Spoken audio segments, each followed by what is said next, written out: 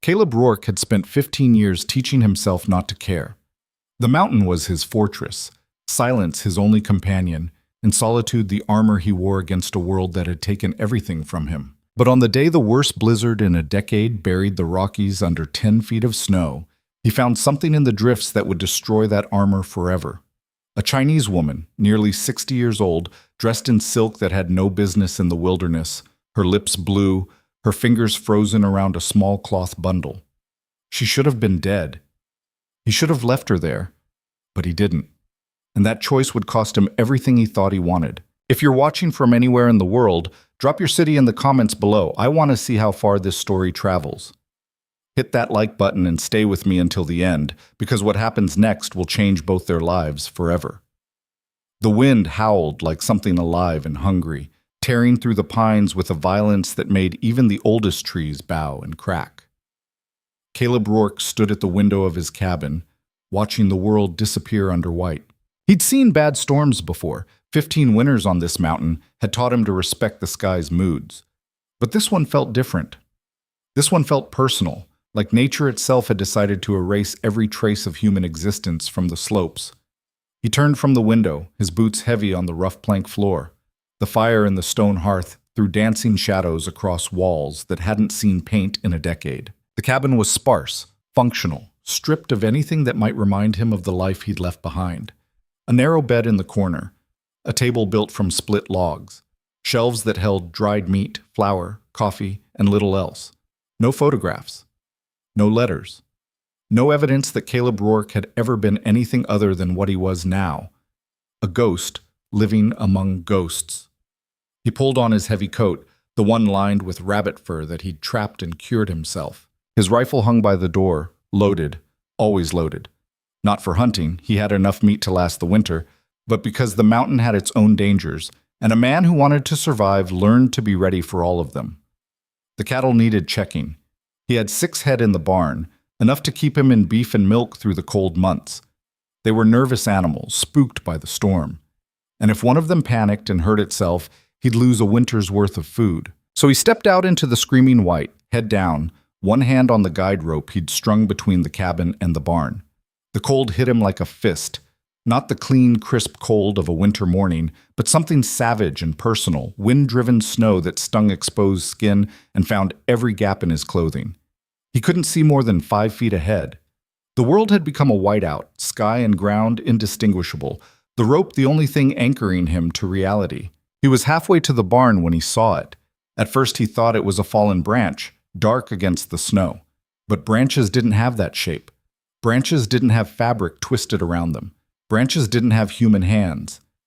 Caleb stopped. Every instinct he'd developed over 15 years of isolation screamed at him to keep walking. People brought trouble. People brought questions, demands, expectations he'd come to the mountain specifically to escape. Whoever this was, drunk, lost, stupid enough to be out in a blizzard, they'd made their own choices, and those choices weren't his problem. He took another step toward the barn. Then he saw the hand move. It was barely a twitch, fingers curling slightly in the snow. But it was enough. "Damn it," Caleb muttered, the words lost in the wind. He crossed the distance in 4 long strides, dropping to his knees beside the figure. Snow had already begun to bury it. Her, he corrected, seeing the shape beneath the layers of cloth. She was small, impossibly small, dressed in what looked like silk robes completely unsuited to the mountain. Her face was gray-pale, her lips blue, ice crystals forming in her eyebrows and the black hair that had come loose from whatever style she'd worn it in. She shouldn't be here. Nothing about this made sense. The nearest town was 15 miles down the mountain, and no one from there would be dressed like this. No one from anywhere would be dressed like this. Not in a blizzard, not on a mountain that killed experienced trappers and hunters every winter. He checked for breath, his hand hovering over her mouth and nose. There. Faint, irregular, but present. She was alive. Barely. Caleb looked back toward his cabin, invisible now in the white chaos. Then he looked at the woman again, this stranger who had appeared in his world like something from a fever dream. He could leave her. The storm would finish what it had started, and by morning there would be nothing but another shape under the snow, another secret the mountain kept. He'd never have to know who she was or why she'd come here. never have to deal with the complications her presence would bring. His hands were already moving, sliding under her shoulders and knees, lifting her from the snow. She weighed almost nothing, light as kindling and just as fragile. He pulled her against his chest, trying to shield her from the worst of the wind, and began the trudge back to the cabin. The guide rope saved him. Without it, he would have walked in circles until exhaustion or cold claimed them both. But his hands knew the feel of that rope, the knots he'd tied every 10 feet, and they guided him home even when his eyes were useless. He kicked the cabin door open and stumbled inside, snow cascading from his coat.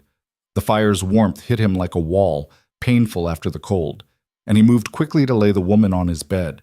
The only soft place in the entire cabin.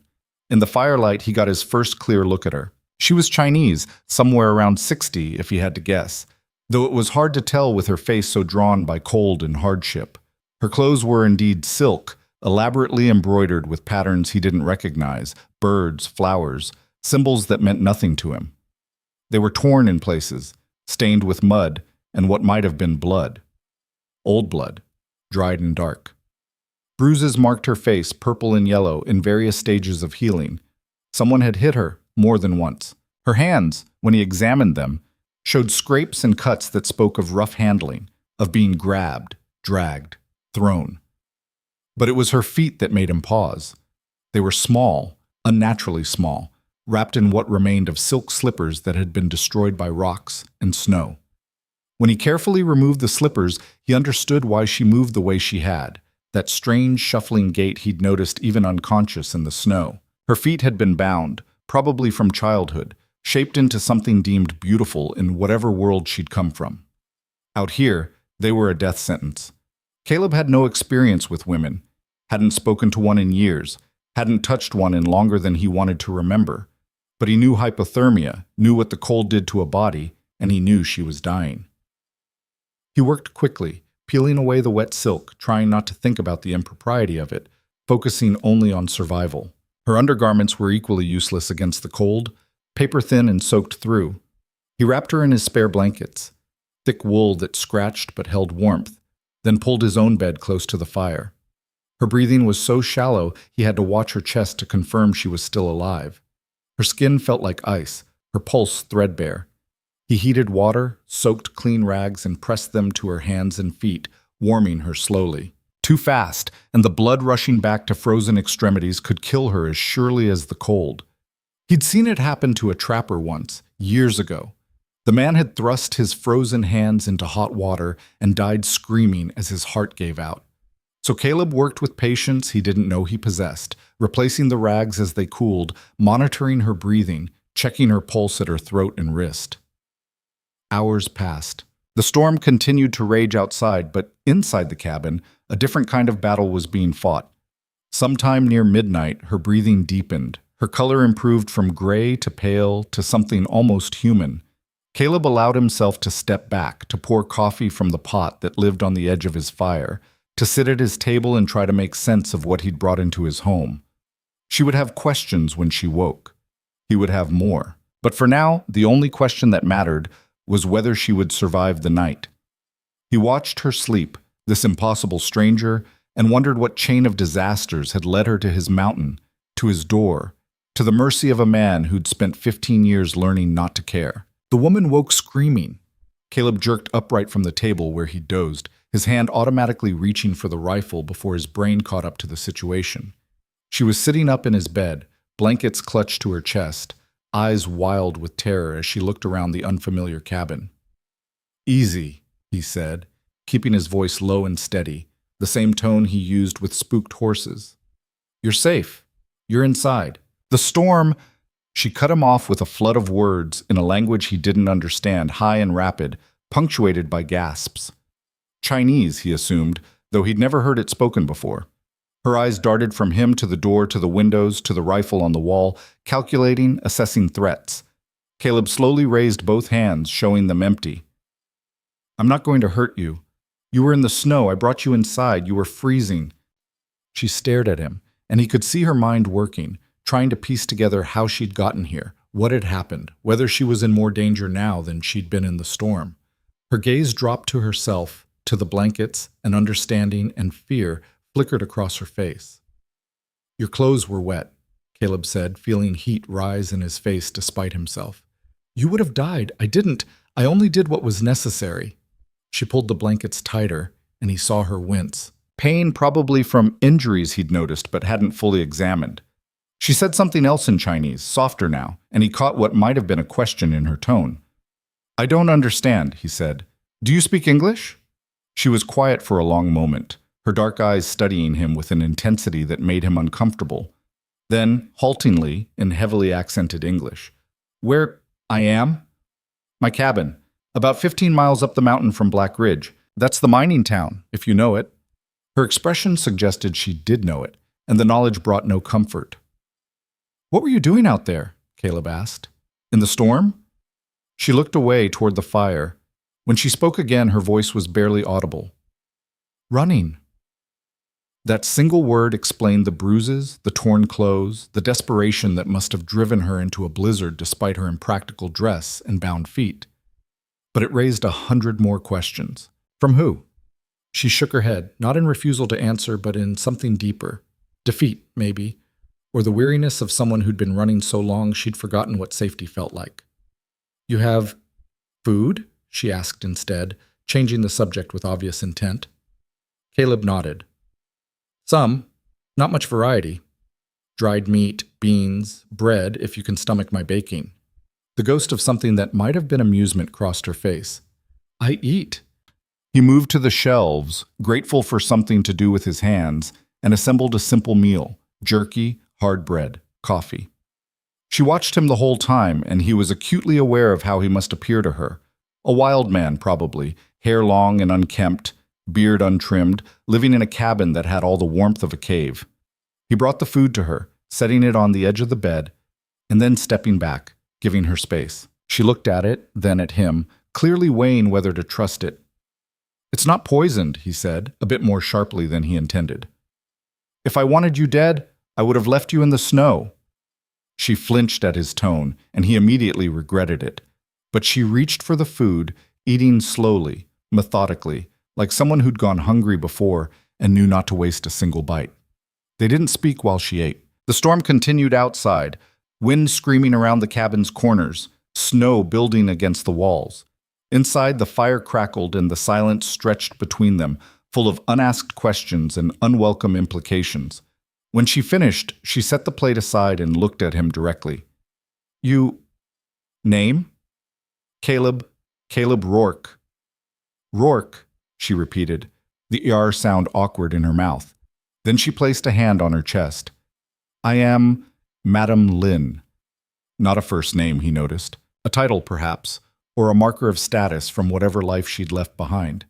He nodded acknowledgement. "The storm," he said. "It'll blow for at least another day, maybe 2. You can't leave, even if you wanted to." Fear flickered in her eyes again, quickly suppressed. "You let me stay?" The question surprised him, as if she expected him to throw her back into the snow now that she was conscious. What kind of men had she known that such a thought would even cross her mind? "I don't have much choice," he said gruffly. "Storm like this, we're both stuck here." She nodded slowly, and he saw her wince again, her hand moving to her ribs. "You're hurt," he said. "Let me look." She shook her head quickly, clutching the blankets. "No, it is acceptable." "Acceptable meaning you'll die of infection if it's not treated?" Madame Lin's jaw set in a stubborn line that he recognized, had seen in his own reflection often enough. Pride, the kind that came from having too little else left to hold on to. "Fine," Caleb said, "but if you start running a fever, I'm looking whether you like it or not. I didn't pull you from the snow just to watch you die in my bed." Something shifted in her expression at that. Not quite trust, but maybe the beginning of understanding that he meant what he said. The days that followed fell into an uneasy rhythm. The storm continued, relentless, pinning them both inside the small cabin. Caleb gave Madame Lin the bed and made himself a pallet near the fire. It wasn't comfortable, but he'd slept in worse places, and the arrangement seemed to ease her fear somewhat. She was quiet, almost unnervingly so. Hours would pass with no sound but the fire and the wind. But he noticed she was always watching, learning, the way he built up the fire, where he kept the food, how he measured the coffee. When he did speak, brief comments about the weather, the altitude, the mountain, she listened intently, even when he suspected she didn't understand half the words. On the second day, he woke to find her attempting to stand. She'd wrapped herself in a blanket and was trying to navigate to the door, probably looking for the outhouse. But her bound feet made her movements awkward, painful, and she nearly fell before he caught her. "Whoa, easy! What do you need?" Her face flushed with embarrassment. "I must... outside." He understood then.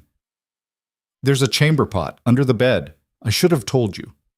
The embarrassment deepened, but necessity won out over pride. He turned his back, giving her privacy, and pretended to be very interested in the coffee pot until she was settled again. That afternoon, she surprised him by speaking first. "You live here? Alone?" "Yes." "Why?"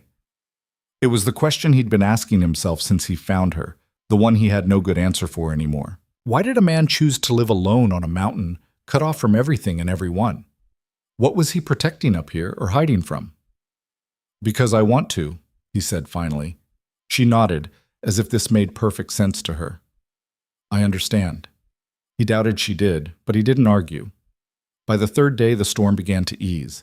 The wind lost its edge, the snow thinned, and pale sunlight broke through the clouds in brief, precious intervals. Caleb knew he'd need to check on the cattle soon, dig out the barn, assess the damage. But he found himself reluctant to leave Madame Lynn alone, even for the short walk to the barn. She'd improved significantly. Her color was better, her breathing normal. She moved around the cabin now with cautious confidence, learning its geography. He'd catch her examining things, his poorly mended shirts, the crack in the coffee pot, the complete absence of anything decorative or comfortable. On the fourth morning, he woke to find her attempting to tidy up.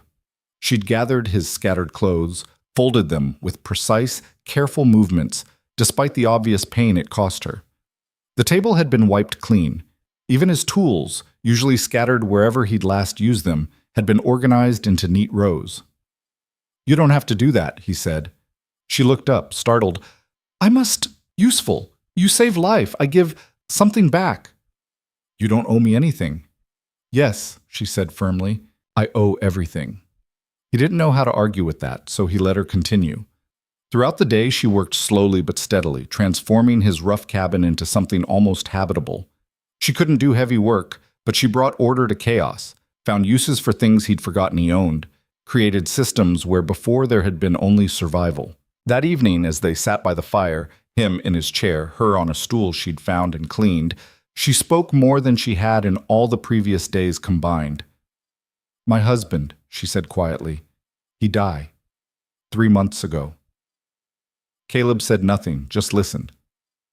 "We come from California. He here, mining work. Good money. New life." Her hands twisted in her lap. "But men, they not want Chinese. Say we take jobs, take land, take everything." "I'm sorry," Caleb said and meant it. "They find us on road. Beat 'em. I watch." Her voice was flat, emotionless, the tone of someone who'd been forced to relive the memory so many times it had lost all feeling. "They leave him die. Tell me go back. China. But I have no China to go back." "What about the town? Black Ridge?" Her laugh was bitter. "Town? They same. Different faces, same hate. I work in laundry, cookhouse. They pay little. Touch. Wrong way. I say no. They hurt." The bruises on her face made sudden, terrible sense. "So I run," she continued. "Storm come, I think. Better freeze than let them." She didn't finish the sentence. She didn't have to. Caleb stared into the fire, anger building in his chest. He'd left civilization because he was tired of its cruelty, its endless capacity to justify hurting people who didn't deserve it. But he'd been naive to think that cruelty wouldn't follow, wouldn't infect even a rough mining town at the edge of nowhere. "No one came looking for you?" he asked. "Who look for Chinese widow? Nobody care if I live or die." She met his eyes then, and he saw not self-pity but simple truth. "You first person, long time, who see me, really see. Not thing, not object, person. Something in Caleb's chest tightened. He'd spent 15 years convincing himself that solitude was strength, that needing no one made him free. But looking at Madame Lin, at this woman who'd survived everything the world could throw at her with nothing but dignity and quiet strength, he felt the lie of his isolation crack wide open. "You can stay," he said, "until you figure out what comes next. The cabin's not much, but it's warm and safe. No one comes up here." She studied him for a long moment. "Why you help? You not know me." "Maybe that's exactly why," he said. A week passed. Then 2. The snow continued, lighter now, but persistent, burying the mountain under layers of white that made travel impossible. Caleb found himself falling into routines he'd never had before, making enough coffee for 2, setting out 2 plates, checking whether Madame Lin needed anything before he went to tend the cattle. She transformed the cabin in ways both practical and subtle. His clothes were mended, the holes in his socks darned with thread she'd carefully pulled from the hem of her ruined silk robe. The cabin was clean, truly clean, for the first time in years. She'd even found his mother's old recipe for beans and somehow made them taste like food instead of survival. But it was in the barn that she truly surprised him. He'd been struggling with one of the cows, a nervous heifer that kicked whenever he tried to milk her. He'd come back to the cabin frustrated, ready to slaughter the animal and be done with it, when Madame Lin asked to come with him the next morning. "It's cold," he warned, "and the walk, I manage," she said simply. So he'd helped her bundle up in spare clothes he'd cut down to fit, wrapped her feet in extra wool, and guided her slowly through the snow to the barn. The cattle had looked up at their entrance, eyes rolling white with alarm at the stranger. Madame Lin approached the nervous heifer with slow, deliberate movements. She spoke in Chinese, her voice low and melodic, meaningless words that somehow communicated calm. She placed her hand on the cow's flank, and Caleb watched in amazement as the animal's trembling eased. "How did you—" "My family. We have farm," Madame Lin said. "Long time ago. Before—" She didn't finish, but her hands kept moving, gentle and sure. And when Caleb tried to milk the heifer this time, the animal stood quiet and still. After that, she came to the barn with him every morning. She couldn't do the heavy work, her feet and her injuries wouldn't allow it, but her presence alone seemed to settle the cattle. And Caleb found that the chores went faster with company, even silent company. They developed a language between them, part broken English, part gesture, part something else entirely. She would point to something and say the Chinese word. He would give her the English.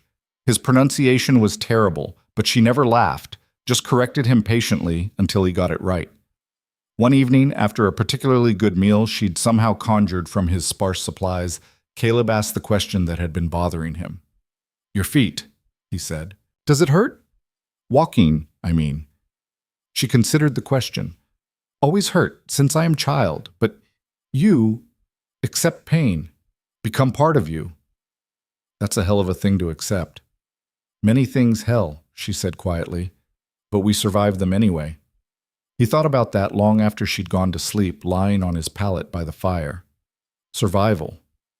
It was what he'd been doing for 15 years, telling himself it was enough, that wanting more was weakness. But watching Madame Lin, who'd lost everything, survived everything, and still found ways to create order and beauty and calm in the middle of chaos, he began to wonder if maybe survival wasn't the opposite of living, but just the first step. Spring came late to the mountain, but it came. The snow began to melt in earnest, revealing the brown earth beneath. Streams that had been frozen solid came back to life, rushing and cold with snowmelt. And with the thaw came the reality Caleb had been avoiding. He was running low on supplies, and a trip to Black Ridge could no longer be postponed. He told Madame Lin over breakfast, watching her face carefully for a reaction. She set down her coffee cup slowly. "You go alone?" "I think that's best. Because of me." "Because of them," he corrected. "The people in that town, they're—" He struggled for words that wouldn't sound like he was making excuses for cruelty. "They're not good people." "I know," she said. "I live there." "Exactly. So you should stay here. I'll be back in 2 days, 3 at most. You'll be safe." But even as he said it, he felt the wrongness of it. Safe locked in a cabin on a mountain, hidden away like something shameful. Safe because she was invisible. Madame Lin met his eyes. I come with you. No. Yes. It's not safe. Here, not safe either, she said. You leave, I alone. Something happened to you. I die anyway. Slow, but die. He couldn't argue with the logic, but the thought of taking her into Black Ridge, of exposing her to the kind of men who'd beaten her, who'd left her for dead. I'm not afraid, she said, cutting through his thoughts. Long time, I very afraid. Hide, run, make self small. But you teach me something, Caleb Rourke. What's that? That being seen is not same as being weak. They left 2 days later, taking his horse and the small wagon he used for supply runs. Madame Lin rode beside him, bundled in spare clothes that made her look even smaller than she was. He'd loaded the rifle within easy reach and tried not to think about all the ways this could go wrong. The trail down the mountain was treacherous with mud and melting snow, but the horse knew it well. They made slow progress, stopping frequently to let the animal rest, and Caleb found himself watching Madame Lin for signs of fear or second thoughts, but she sat straight-backed and calm, her eyes taking in the landscape as if memorizing it. Beautiful, she said at one point, gesturing to the valley below, where early flowers were beginning to push through the last patches of snow. Yeah, Caleb agreed, it is. You love this place. It wasn't a question, but he answered anyway. It's the only place I've ever felt free, she finished for him. Black Ridge came into view as the sun reached its peak, a collection of rough buildings clinging to the mountainside, built around the mine that was slowly eating the earth. Smoke rose from chimneys, and even from a distance Caleb could hear the sounds of industry, hammers, voices, the rumble of ore carts. He felt Madame Lin tense beside him. We don't have to do this, he said. Yes, she said quietly. We do. They entered the town slowly, and Caleb immediately felt the weight of eyes on them. Men stopped their work to stare. Women paused in doorways, whispering to each other. A child pointed until his mother slapped his hand down. Caleb pulled the wagon up in front of the general store and climbed down, then helped Madame Lin descend. She moved slowly, carefully, but with her head high. Inside the store, the reaction was more direct. The owner, a thick-necked man named Garrison, looked from Caleb to Madame Lin and back again. Thought you lived alone up there, Rourke. Thought wrong, Caleb said evenly. I need supplies. He rattled off his list: flour, coffee, beans, salt, while Garrison filled the order with obvious reluctance. Other customers in the store made no effort to hide their staring, their whispered comments just loud enough to be heard. That's the Chinaman's widow. What's she doing with him? Guess we know what kind of man lives alone on a mountain. Caleb's hands clenched on the counter, but before he could respond, Madame Lin spoke. I have name, she said, her voice clear and steady. Madame Lin, I am person, not Chinaman's widow. Not thing you whisper about. Person. The store went silent. Garrison's face reddened. Now, look here. No, Madame Lin interrupted. You look. You hate me because I am Chinese, because I different, because easy to hate what you not understand.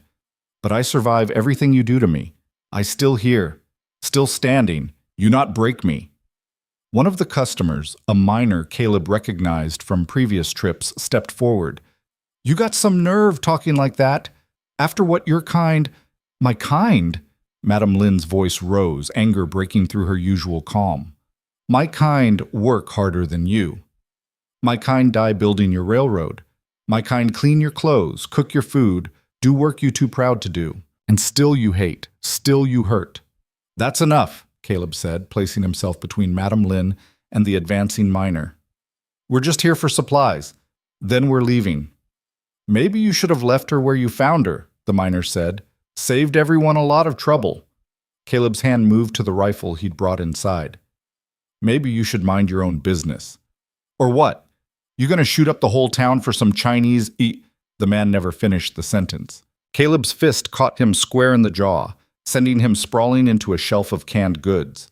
The crash brought everyone running, and suddenly the store was full of angry men, hands reaching for Caleb, voices raised in threat. Get to the wagon, Caleb told Madame Lin. No, I not leave you. Damn it, woman, for once just... But she was already moving, not toward the door but toward the nearest shelf. grabbing a heavy cast-iron skillet and swinging it at a man who'd gotten too close. The impact made a sound like a church bell, and the man went down hard. After that, everything dissolved into chaos. Caleb fought like a cornered animal, all the skills he'd learned in a rougher life coming back in a rush. But there were too many of them, and they were too angry, and he felt himself being dragged down by sheer numbers when a gunshot split the air. Everyone froze. The town marshal stood in the doorway, revolver pointed at the ceiling. "That's enough!" Marshal Crawford was old, gray-haired, but his eyes were still sharp. He surveyed the scene. Caleb bloodied and surrounded. Madam Lynn still holding the skillet, the unconscious miner on the floor. "What in hell is going on here?" "They started it," Garrison sputtered. "Coming in here with that woman, making trouble." "I started it by existing," Madam Lynn said flatly. "That my crime." Crawford looked at her, really looked, and something shifted in his expression. "Madam Lynn, I heard you'd disappeared. Thought you'd gone back to California." "I try, but storm came. Mr. Rourke find me. Save my life." The marshal turned to Caleb. "That true?" "Yes, sir." Crawford nodded slowly, then addressed the room. "Anyone here got an actual crime to report? Something beyond not liking who a man chooses to help?" Silence. "Then I suggest you all get back to your business. Garrison, finish filling this man's order, and the rest of you." His voice hardened. "Clear out. Now." The crowd dispersed with muttered complaints. But they dispersed. Garrison completed the order with shaking hands, and Caleb paid in silence, too angry to trust himself to speak. Outside, Crawford stopped them before they could leave. "Rourke, a word." Caleb helped Madam Lynn into the wagon first, making sure she was settled, then turned to face the marshal. "You got no idea what you're stepping into," Crawford said quietly. "This town, these people, they're looking for someone to blame for everything wrong in their lives. She's an easy target." "I know. Do you? Because the men you fought today, they're not going to forget this, and they're not going to forgive." "I'm not asking them to." Crawford sighed. "Just be careful, both of you. These mountains can be dangerous in more ways than one." It was as close to a warning as the marshal could give without admitting he couldn't control his own town. Caleb nodded acknowledgement and climbed into the wagon. They were a mile outside Black Ridge when Madam Lynn finally spoke. "I am sorry." "For what?" "For making trouble. For what?" "Stop," Caleb said firmly. "You didn't make trouble. They did. You just refused to pretend they hadn't." She was quiet for a long moment.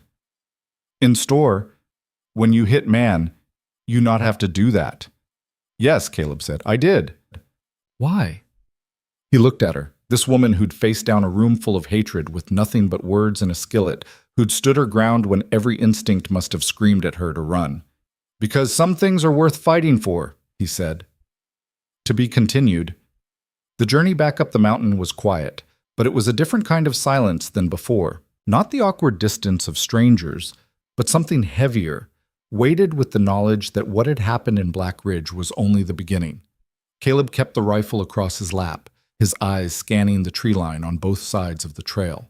The horse sensed his tension and moved skittish, ears swiveling at every sound. Madam Lynn sat beside him, her hands folded in her lap, but he noticed they trembled slightly. Not from fear, he thought, but from the aftershock of adrenaline, the body's delayed reaction to violence narrowly avoided. "You were brave," he said finally, breaking the silence. "In the store. Most people would have stayed quiet." "Quiet not keep you safe," she replied. "I learned that. Quiet just make them think they right to hurt you." They climbed higher, the air growing thinner and colder, the spring warmth of the valley giving way to the stubborn winter that still gripped the upper slopes. Snow remained in the shadows of the pines, and the wind carried the bite of ice. But Caleb found himself grateful for the cold, for the distance, for the solid fact of the mountain standing between them and the hatred below. It was nearly dark when they reached the cabin. Caleb unhitched the horse, rubbed him down, and carried the supplies inside while Madam Lynn built up the fire. The familiar routine of homecoming settled over them, but beneath it ran an undercurrent of unease that neither acknowledged aloud. Over a simple dinner of beans and cornbread, Madam Lynn spoke what they'd both been thinking. "They follow us," she said.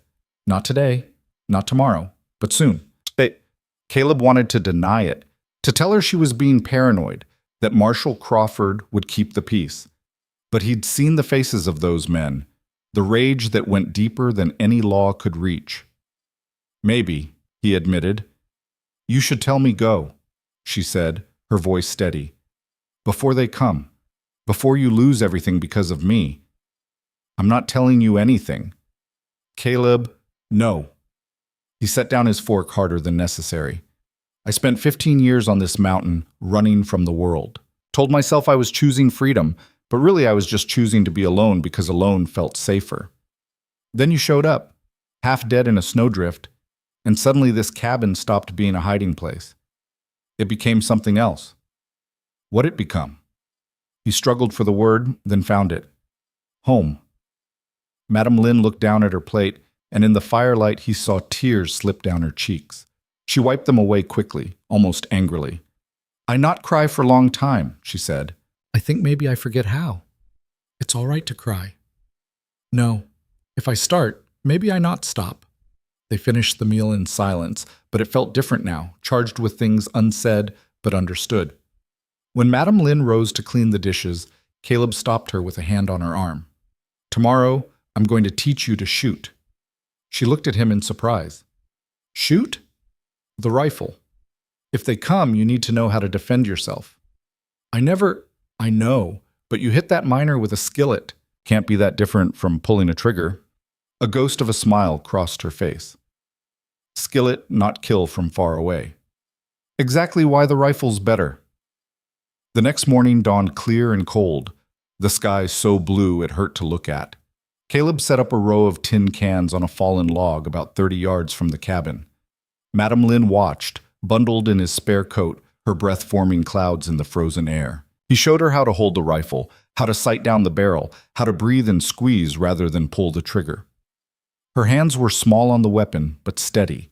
She listened intently, asking questions when she didn't understand, making him repeat instructions until she had them memorized. Ready? He asked.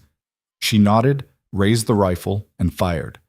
The recoil knocked her back a step, and the shot went wide, kicking up dirt 6 feet from the target. But she didn't drop the gun, didn't cry out in surprise. She just steadied herself, adjusted her stance, and looked to him for guidance. You're pulling up just before you shoot, Caleb said, anticipating the kick.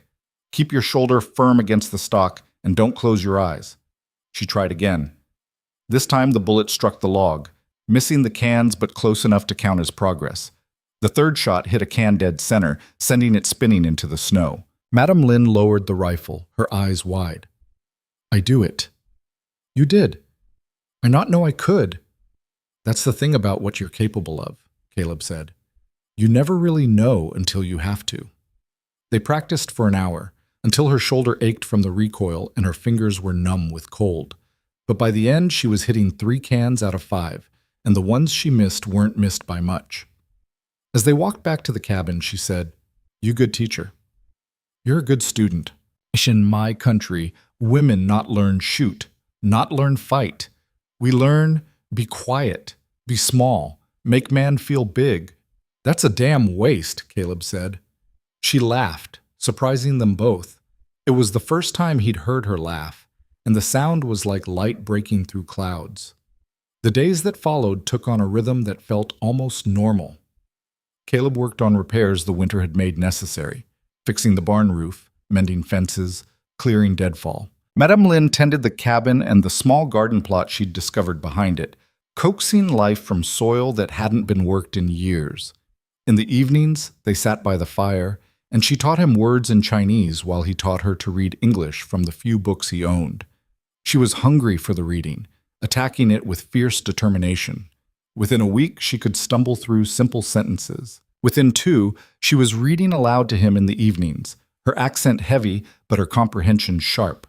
Why you not read before? He asked one night. Husband read to me, she said. He say women not need read, need only listen. Your husband was wrong. Many thing he wrong about, she said quietly, but he's still my husband. Still I love him. Caleb understood that. The way love could persist even when stripped of illusions, even when you saw clearly all the ways a person had failed you. It wasn't weakness. It was the stubborn strength of having truly known someone, flaws and all. He was lucky to have you, Caleb said. No, I lucky to have him. Without him, I never come to America, never find freedom. You call this freedom? After everything that's happened? She met his eyes.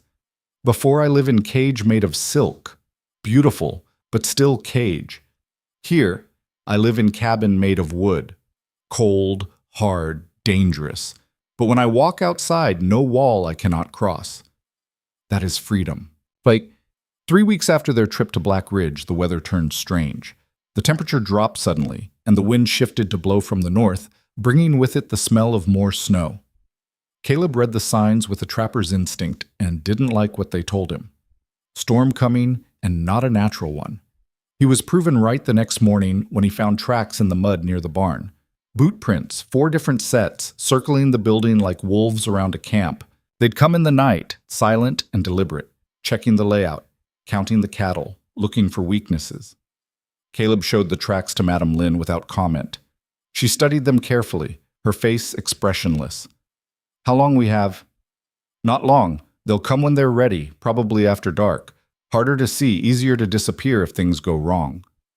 We run? To where? They know these mountains better than I do. We'd be running blind and you can't move fast enough on those feet. We'd be caught in a day. Then we fight. Against 4 men? 5, if they bring more? He shook his head. I'm good, but I'm not that good. So what we do? Caleb looked around at his cabin, his barn, the mountain that had been his fortress for 15 years. Then he looked at Madame Lynn, at this woman who'd somehow become the reason his fortress mattered. We make them wish they'd never come, he said. They spent the day preparing. Caleb showed Madame Lynn how to barricade the windows from inside, how to create firing positions that offered protection while maintaining clear lines of sight. He loaded every weapon he owned, the rifle, an old revolver, a shotgun he'd nearly forgotten about, and placed them strategically around the cabin.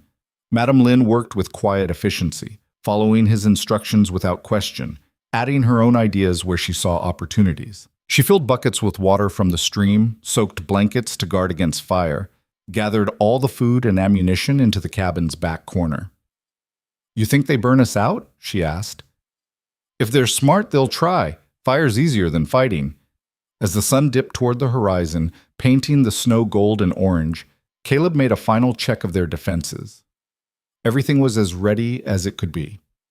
Now came the hardest part, waiting. They ate dinner in silence, neither hungry, but both needing the ritual of normalcy. After, Madame Lynn produced something from her pocket and held it out to him. It was a small carved figure, smooth jade in the shape of a dragon, worn from handling. My mother give to me, she said, when I marry. She say it bring protection. I can't take that. Not take. Borrow. You give back when this over. Caleb closed his fingers around the jade. It was warm from her body heat and impossibly delicate. When this is over, I'll give it back. Promise? Promise. Night fell like a curtain, sudden and complete. Caleb extinguished all the lamps, letting only the fire provide light, and positioned himself at the front window. Madame Lynn took the back, the rifle he'd taught her to shoot steady in her hands. The first hour passed in silence. Then the second. Caleb began to wonder if he'd been wrong, if the tracks had been from hunters or trappers with no ill intent. Then he saw them. 4 shapes moving through the trees, darker shadows in the darkness. They were trying to be quiet, but the snow betrayed them, crunching under their boots. As they drew closer, Caleb recognized 2 of them from the store, the miner he'd punched, and another man who'd been in the crowd. They split up, 2 heading for the barn, 2 approaching the cabin. The ones at the barn carried torches. They're going for the cattle first, Caleb called softly to Madame Lynn. Burn us out or starve us out. We stop them? We try. He sighted down the rifle, waiting until the men with torches were clear of the trees. Then he fired, not to kill but to warn. The bullet kicked up snow inches from the nearest man's feet. That's close enough, Caleb shouted. Next one's through your chest. The men froze, then scattered, diving for cover. One of the torches fell into the snow, hissing as it died. But the other remained lit, and Caleb watched with growing dread as the man holding it army crawled toward the barn. He fired again, this time aiming to wound. The bullet caught the man in the leg, and his scream split the night. The torch fell, but rolled against the barn's wooden wall. "No," Caleb breathed. The barn caught fast, dry wood and old hay burning with terrible hunger. Within seconds, flames were climbing the walls, and Caleb could hear the cattle inside beginning to panic. "I have to get them out," he said. "No, they kill you." "The cattle will die." He was already moving, grabbing the shotgun, heading for the door. Madam Lynn caught his arm. "Then I come too." "Absolutely not." "We argue later. Now we save animals." There was no time to debate. The barn was fully engulfed now, flames reaching toward the sky, smoke billowing black and thick. Caleb kicked open his cabin door and ran, Madam Lynn right behind him, and the world exploded into chaos. Gunfire erupted from the trees, bullets whining past, kicking up snow. Caleb fired the shotgun blindly toward the muzzle flashes, heard someone curse, kept running. The barn door was a rectangle of fire, and beyond it he could hear the cattle screaming. He grabbed the handle, felt the metal sear his palm, wrenched it open anyway. Heat blasted out like a physical force, and smoke filled his lungs. He couldn't see, couldn't breathe, but he stumbled forward, hands outstretched, until he found the first cow. She was wild with terror, thrashing against her stall, and it took all his strength to get the gate open. She bolted past him, out into the snow, trailing smoke. He found the next one, and the next, releasing them one by one into the night, while the fire roared around him. On the sixth cow, his luck ran out. A burning beam crashed down, catching him across the shoulders, driving him to his knees. Pain exploded white hot, and for a moment he thought it was over, thought the barn would be his grave. Then someone was there, someone impossibly small and strong, dragging the beam off him, pulling him to his feet. Madam Lynn, her face blackened with soot, her eyes streaming from smoke, her hands burned raw from the hot wood. "Move!" she shouted, and together they stumbled out of the inferno. The cold air hit like salvation. Caleb collapsed in the snow, lungs heaving, back screaming agony. Around him the freed cattle ran in panicked circles, and the barn collapsed in on itself with a sound like the world ending. But they'd made it. They were alive. Gunfire brought him back to reality. The men in the trees were advancing now, emboldened by the destruction they'd caused. Caleb forced himself up, found the rifle he'd dropped, took aim. This time he didn't fire to warn. The first shot took a man in the shoulder, spinning him around. The second hit another in the thigh. Not killing shots, but enough to make them reconsider. The remaining two men grabbed their wounded companions and retreated into the darkness, shouting threats and curses. "We'll be back! You're dead, Rourke, both of you! This ain't over!" Then they were gone, swallowed by the night and the trees, and Caleb and Madam Lynn were left alone with the burning ruins of the barn and scattered cattle that had nowhere to run. Caleb sank back into the snow, his back a sheet of fire, exhaustion pulling at him like hands dragging him underwater. He felt Madam Lynn kneel beside him, felt her gentle fingers examining the burns. "How bad?" he managed. "Bad enough. Inside, I treat. The cattle will be here in morning. They not go far. You more important." She helped him back to the cabin, and the short walk felt like miles. Inside, she made him lie on his stomach on the bed while she heated water and prepared bandages from torn cloth. Her hands, burned themselves, worked with steady precision, cleaning the wounds, applying some kind of salve she'd made from plants she'd gathered. "Where did you learn this?" Caleb asked through gritted teeth. "My mother. She midwife, healer. I watch, I learn." She was quiet for a moment, then added, "Never think I use on burns from trying save cows." Despite the pain, Caleb laughed. "Never thought I'd be burned trying to save cows either." When she finished, she sat beside the bed, her own hands wrapped in wet cloth. They looked at each other, two people covered in soot and blood and burns, who just fought off an attack together, and suddenly the enormity of it hit them both. "We could have died," Madam Lynn said softly. "Yeah, you could have died for animals. They're not just animals, they're—" He paused, searching for the right words. "They're life. A winter's worth of food, and they trusted me to keep them safe. Like I trust you keep me safe. That's different." No, she said firmly. Not different. You see value in things other people not see. In animals. In Chinese widow nobody want. You see worth where others see burden. Well, Caleb didn't know what to say to that, so he reached out and took her hand, the one that wasn't bandaged, and held it. They stayed like that until dawn, neither sleeping, just being present with each other in the aftermath of violence. And when the sun finally rose, painting the ruins of the barn in stark morning light, they went out together to round up the cattle. All 6 had survived. They found them huddled in a small valley a quarter-mile from the cabin, scared but unharmed. It took most of the morning to herd them back and get them settled in a makeshift shelter Caleb built from salvaged wood and canvas. By afternoon, they'd assessed the full damage. The barn was a total loss. Half their winter stores had been inside and were now ash. The cattle were safe but traumatized, and it would be weeks before they calmed enough to milk properly. And the men from Black Ridge were still out there, wounded and humiliated, which made them more dangerous than before. "We need help," Caleb said, voicing what they'd both been avoiding. "Who help us? Town hate us. Marshal try, but he cannot stop whole town." "There's someone. Man I knew, years back, lives about 20 miles west, other side of the valley. Trapper, like I was. Owes me a favor." "You trust him?" Caleb considered that. He hadn't seen Jack Brennan in 5 years, hadn't even been sure the man was still alive. But once, long ago, Caleb had pulled Jack from a frozen river, and men who survived things like that tended to remember. "I trust him more than I trust anyone else right now." "Then we go?" "I go. You stay here, keep the rifle close." "No." Madame Lin's voice was steel. "We go together. I not stay alone again. Not hide while you face danger. It's a hard journey, 20 miles through rough country. I walk from California to here. I survive winter storm. I pull burning wood off you while barn collapse. I think I managed 20 miles. Looking at her, small, burned, exhausted, but absolutely unbending, Caleb felt something shift in his chest. Not pity, not even admiration. Something bigger, more fundamental. The recognition that he'd found someone who matched his strength with her own, who refused to be protected when partnership was possible. "All right," he said, "we go together." They left the next morning, packing light, food, water, weapons, and the jade dragon that Madame Lin insisted he still carry.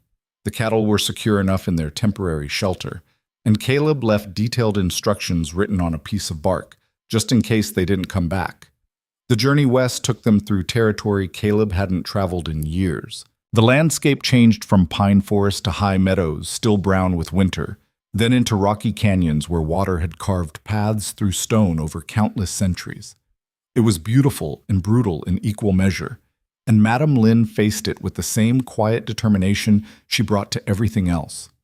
They camped that night in a small cave, Caleb remembered, building a fire that was probably foolish but necessary. The temperature had dropped below freezing, and Madame Lin's feet, despite the better boots he'd fashioned for her, were suffering. "Tell me about him," she said as they sat by the fire. "This man we go to see." "Jack? Not much to tell. Good trapper, better tracker. Drinks too much when he drinks at all. Saved my life once." "How?" "I was green, first winter in the mountains. Thought I knew everything, went out in weather I had no business being in. Got turned around, would have frozen if Jack hadn't found me.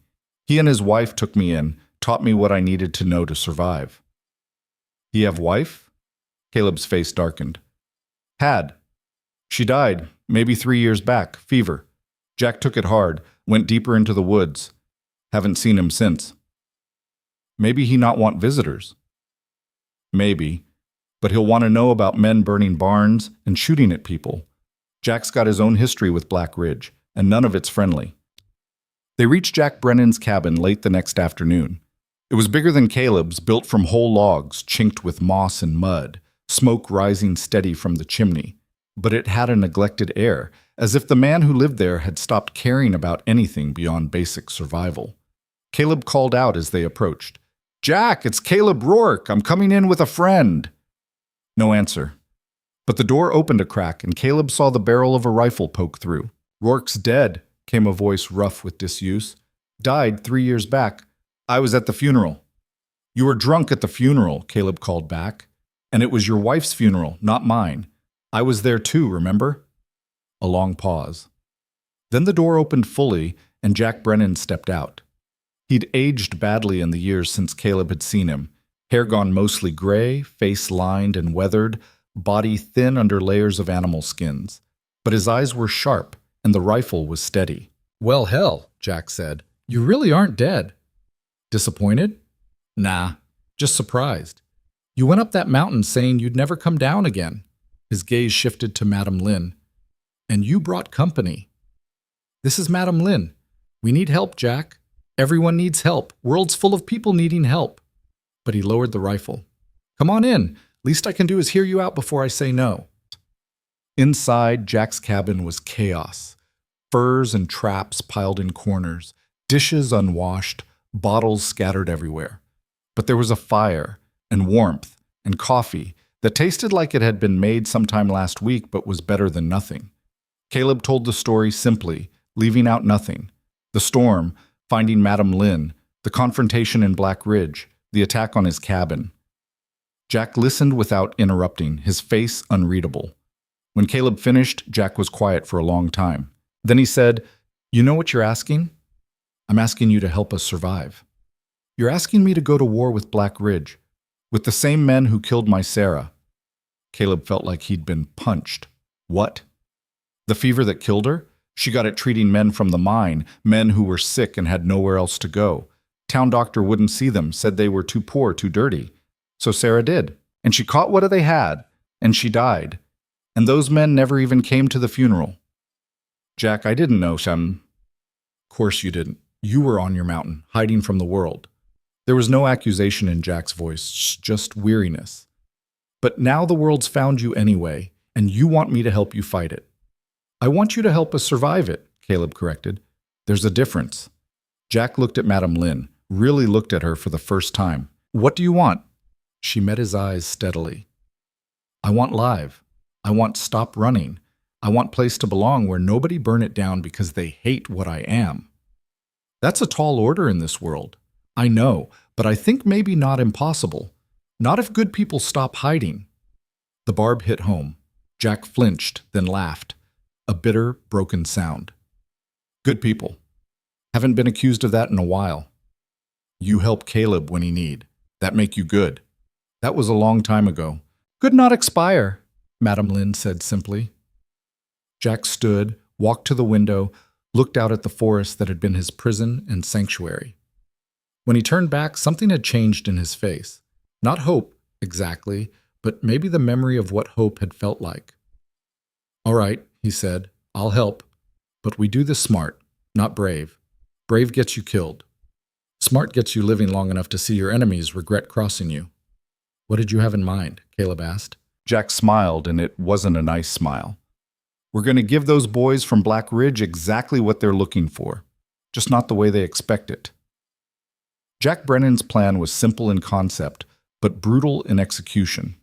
He spread a hand-drawn map across his table, marking locations with charcoal, while Caleb and Madam Lynn watched in the firelight. "They'll come again," Jack said, his finger tracing a route from Black Ridge up to Caleb's cabin. "Men like that, they can't let it go. You humiliated them, wounded them, and worst of all, you showed them up in front of their own town. They'll come with more men this time, maybe 6 or 8, and they'll come prepared for a fight." "So we ambush them first," Caleb said. "No, we let them come. But we choose where they come." Jack tapped a spot on the map, a narrow canyon about 2 miles below Caleb's cabin. "Devil's Throat. You know it?" Caleb nodded. He knew it well. A place where the trail narrowed between 2 rock walls, barely wide enough for a horse and rider. In winter, it was treacherous with ice. In spring, it became a funnel for snowmelt, turning the passage into a gauntlet of mud and rushing water. "We make them think you're running," Jack continued. "Leave signs, obvious ones. Tracks heading up the mountain, supplies dropped along the way like you're panicking. Lead them straight into Devil's Throat, and once they're committed, we close the door behind them." "And then what?" Madam Lynn asked. Jack looked at her, and his expression was grim. "Then we make them understand that some prey fights back." They spent the rest of the evening planning details. Jack would position himself on the high ground with his rifle, commanding the western approach. Caleb would take the eastern ridge, creating a crossfire. Madam Lin would remain hidden further up the trail with supplies and extra ammunition, ready to support whichever position needed it. "I can shoot now," she said when Jack suggested she stay behind entirely. "Caleb, teach me." Jack raised an eyebrow at Caleb. "That right?" "She's better than most men I've known," Caleb said, and meant it. "All right then. But you stay high and you stay careful. These men, they're not going to hesitate to kill you just because you're a woman. Might even prefer it." They left Jack's cabin before dawn, moving through the forest with purpose. The journey back took less time than the journey out. They knew what was waiting for them now, and urgency drove them forward. By mid-afternoon, they'd reached the burned ruins of Caleb's barn, and the reality of what they were about to do settled over them like a weight. This wasn't survival anymore, this was war. Caleb began laying the false trail immediately, making it obvious enough that even poor trackers would follow. He scattered supplies along the path, a torn blanket here, a dropped cooking pot there. He made sure the tracks showed signs of hurry, of panic, of people running scared. At Devil's Throat, he and Jack spent hours preparing the trap, moving rocks, checking sight lines, ensuring every angle was covered. Madam Lin watched them work, and Caleb could see the understanding growing in her eyes. This was what men did when pushed far enough. They turned the world into a weapon and waited for their enemies to walk into it. "You done this before," she said to Caleb as they took a break, sharing water from a canteen. "Not like this. But yeah, I've fought before." "In war?" "In a lot of places. For a lot of reasons, most of them stupid." "This reason not stupid." "No," Caleb agreed. "This one's about as not stupid as it gets." Jack joined them, wiping sweat from his face despite the cold. "It's ready. Now we wait and see if they take the bait." They didn't have to wait long. The next morning, Caleb spotted movement in the valley below. 6 men on horseback, moving with the confidence of hunters who didn't expect resistance. He recognized 3 of them from the store.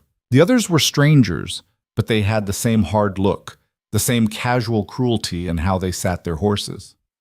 "Here they come," he called softly to Jack, who was already in position on the opposite ridge. Jack raised a hand in acknowledgement, then disappeared into the rocks. Caleb checked his rifle one last time, made sure the revolver at his hip was loaded, and settled in to wait. From her position further up the trail, Madam Lin was invisible, but he knew she was there, watching, ready. The riders entered Devil's Throat single file, forced by the narrow passage to bunch up exactly as Jack had predicted. They were talking among themselves, loud and careless, making jokes about what they'd do when they caught up to Rourke and his Chinese woman. The words carried clearly in the canyon, and Caleb felt rage build hot and sharp in his chest. He waited until all 6 were fully committed, boxed in by rock walls with nowhere to go but forward or back. Then he stood, rifle raised, and his voice echoed off the stone. "That's far enough." The riders pulled up short, hands dropping to weapons, eyes scanning for the source of the voice. Then they saw him, standing on the ridge with the rifle pointed down at them, and understanding flickered across their faces. "Rourke," one of them said, the miner he'd punched in the store. "Should have known you'd try something cute." "Should have known you'd be stupid enough to follow," Caleb replied. "Now turn around and ride back to town. This is your only warning." The miner laughed, and the others joined in. "You're one man with 1 rifle. There's 6 of us.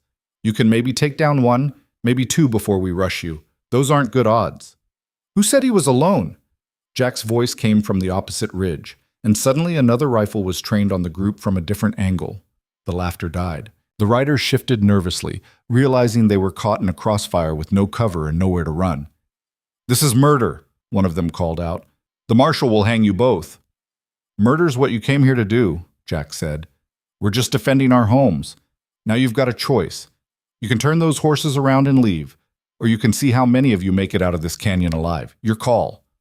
For a long moment, no one moved. The riders looked at each other, weighing pride against survival, hatred against self-preservation. Then the miner made his choice. His hand dropped to his gun, fast, and everything went to hell. Caleb fired first, aiming for the miner's shoulder. The bullet hit true, spinning the man out of his saddle. Jack's rifle barked a half-second later, and another rider went down clutching his leg. The horses panicked, rearing and bucking, throwing riders and blocking the narrow passage with chaos. Two of the men managed to get their guns out and started firing wildly at the ridges. Bullets sparked off rock near Caleb's head, and he dropped flat, scrambling for new cover. From across the canyon, he heard Jack cursing as he repositioned. Then a third rifle joined the fight, lighter, sharper, and one of the shooters dropped his gun with a scream, his hand suddenly bloody. Caleb's heart seized in his chest. Madame Lin, ignoring his instructions to stay hidden, had moved to a position where she could see into the canyon and was firing with careful precision. "Get back!" he shouted at her, but his voice was lost in the gunfire. The remaining riders, realizing they were outgunned and outpositioned, made a desperate break for it. They spurred their horses back the way they'd come, abandoning their wounded, thinking only of escape. But Jack had planned for that too. He fired once more, and a carefully placed shot ricocheted off the canyon wall, spooking the lead horse. It reared, crashed into the horse behind it, and suddenly the retreat became a pileup of screaming animals and cursing men. "Stop!" Caleb shouted. "It's over! Stop fighting and we let you live!" Slowly, grudgingly, the men who could still move raised their hands. 3 were wounded badly enough that they couldn't fight. The other 3 sat bloody and beaten on the muddy ground, surrounded by terrified horses and the wreckage of their confidence. Caleb and Jack climbed down from their positions, rifles trained on the prisoners. Madame Lin emerged from her hiding spot, her face pale but her hand steady on her weapon. Together, they disarmed the men, confiscating guns and knives and even a few hidden blades. "You're making a mistake," one of the uninjured men said. "The town won't stand for this. They'll come for you with the whole damn mining company." "Let them come," Jack said quietly. "But you're going to carry a message back for us. You tell that town that Caleb Rourke isn't running anymore. You tell them that any man who rides up this mountain looking for blood better be prepared to spill his own. And you tell them that the next time won't end with just wounded pride and bruised bodies. The next time, we won't be so generous." They patched up the wounded as best they could, Madame Lin's knowledge of healing proving invaluable once again, and sent them on their way with their horses and just enough supplies to make it back to Black Ridge. The men rode out slowly, hunched over their saddles, and Caleb watched them go with a sick feeling in his stomach. "This won't end it," he said. "It'll just make them angrier." "Maybe," Jack agreed. "Or maybe it'll make them think twice. Either way, you've drawn your line in the dirt. Now you have to be willing to defend it." They returned to Caleb's cabin as the sun was setting, exhaustion pulling at them like gravity. The adrenaline had worn off, leaving behind the shakes and the sick realization of how close they'd come to killing men, to being killed themselves. Madame Lin was quiet, her hands trembling slightly as she prepared a simple meal none of them had appetite for. That night, as Jack snored by the fire and the mountain settled into darkness around them, Caleb found Madame Lin sitting outside on the porch, wrapped in a blanket, staring at the stars. "You shouldn't have exposed yourself like that," he said, sitting beside her. "You could have been killed." "You could have been killed," she countered. "They were shooting at you. I do what I must. I told you to stay hidden, and I choose not to. You not my owner, Caleb Rourke. You my—" She paused, searching for the word. "My partner. Partners protect each other." He wanted to argue, to explain all the ways she could have died today, all the nightmares that would have come true if a bullet had found her instead of rock. But looking at her in the starlight, at the steel in her spine and the calm acceptance in her eyes, he understood that she'd made her choice the same way he'd made his. Not out of recklessness, but out of loyalty to something bigger than fear. "Partner," he repeated. "I like that." "Good, because I'm not going anywhere. This my home now, too." 3 days later, Marshal Crawford rode up to the cabin alone, his horse tired and his face grim. Caleb met him in the yard, rifle visible but not raised, while Jack watched from the cabin doorway and Madame Lin stood at the window. "Rourke," Crawford said by way of greeting, "we need to talk." "So talk." Crawford dismounted stiffly, tied his horse, and looked around at the burned barn and the makeshift repairs. "I heard about what happened. Heard both sides. The men who came back wounded and bleeding, and some other folks in town who've been doing their own talking. And I'm in a difficult position. Those men say you ambushed them without cause. Say you're harboring a fugitive." "Fugitive from what?" Caleb asked coldly. "Being Chinese? Being alive? Easy. I'm not saying I believe them, but the law's the law, and I can't just ignore what they're claiming. Jack stepped forward. What they're claiming is lies, Crawford, and you know it. They burned his barn, shot at him, tried to kill them both. He's got a right to defend himself. I'm not disputing that, but there's talk in town, dangerous talk. Some men are saying this proves that outsiders can't be trusted. They're using what happened as fuel for something bigger. What do you mean, bigger? Caleb asked. Crawford sighed, suddenly looking very old and very tired. There's a meeting tonight, town council's calling it. They're voting on a resolution to expel all Chinese residents from Black Ridge. Say they're a threat to peace and prosperity. Madam Lin spoke from the doorway, her voice carrying clear and strong. How many Chinese in town? Maybe 15, 20, mostly laundry workers, cooks, couple of families. And they have nowhere to go. No, ma'am. Most of them came here because they had nowhere else. She nodded slowly, understanding. So they make us leave. Where we go? They no answer. They want us die, but not want blood on hands. Crawford's silence was confirmation enough. Caleb felt rage building again, but colder this time, more focused. What are you asking us to do, Marshal? I'm asking you to come to the meeting, both of you. Speak your piece. Let the town see that you're not monsters, that what happened was self-defense. Maybe if they hear the truth. They won't listen, Madam Lin interrupted. They already decide. Meeting just make them feel better about hate. Maybe, but maybe not. And if you don't try, if you just hide up here on this mountain, then those people in town don't have anyone speaking for them. They'll be driven out, and their blood will be on all our hands. Jack swore under his breath. He's right. I hate it, but he's right. Caleb looked at Madam Lin, saw the fear and the resignation and the stubborn courage all warring in her expression. She'd run once, into a storm, preferring to freeze rather than face more abuse. But that woman was gone, replaced by someone who'd learned to shoot, to fight, to stand her ground even when the ground was trying to swallow her whole. We'll come, she said, but not to beg, not to make ourselves small so they feel big. We come to tell truth, and if they choose hate anyway, then they live with that choice. Crawford nodded. That's all I'm asking. Meeting's at 7. I'll make sure you have safe passage there and back. Safe passage, Jack muttered after Crawford had ridden away. Like that's worth anything in a town full of men who just got their friends shot up. Maybe not, Caleb said, but we're going anyway. They prepared carefully for the meeting. Caleb and Jack cleaned up as best they could, washing away days of dirt and blood, trimming beards and hair to look less like wild men. Madam Lin took the silk robe she'd been saving, the one piece of her old life she'd managed to keep, and mended it carefully, transforming the torn and stained fabric into something approaching dignified. Why that? Caleb asked, watching her work. You could wear the practical clothes, the ones you've been wearing here. Because they need see me as person from real life, not ghost from mountain, she said. This robe, it show I have history, have culture, have worth beyond what they give me. They rode down to Black Ridge in the late afternoon, Crawford leading the way. The town seemed quieter than usual, as if holding its breath. People watched from windows and doorways, but didn't approach.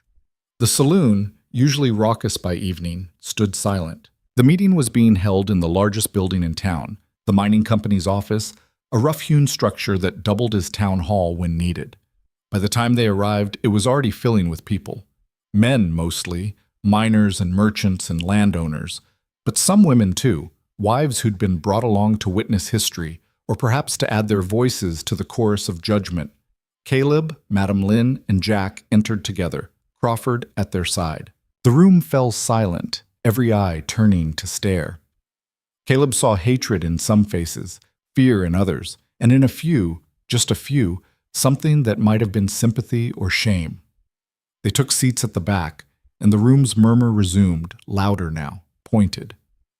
Caleb heard his name repeated, heard Madam Lin described in terms that made his blood boil, but she sat serene and unbending beside him, her hands folded in her lap, her silk robe a spot of color in the drab room. The town council entered, 5 men, all of them owners of the mine or its major suppliers.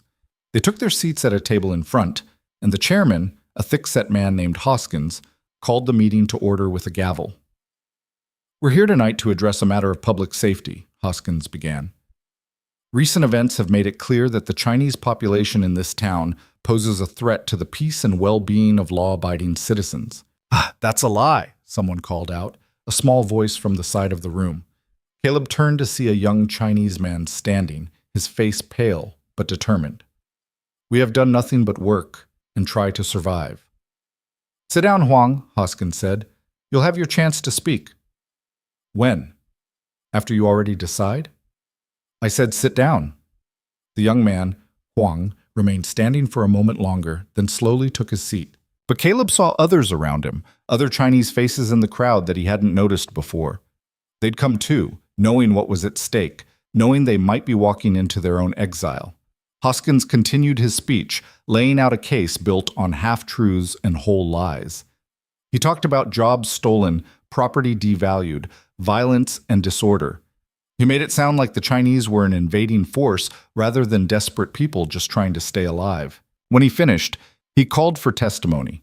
The wounded men from the canyon ambush spoke first, telling a version of events that painted Caleb as an aggressor and themselves as victims.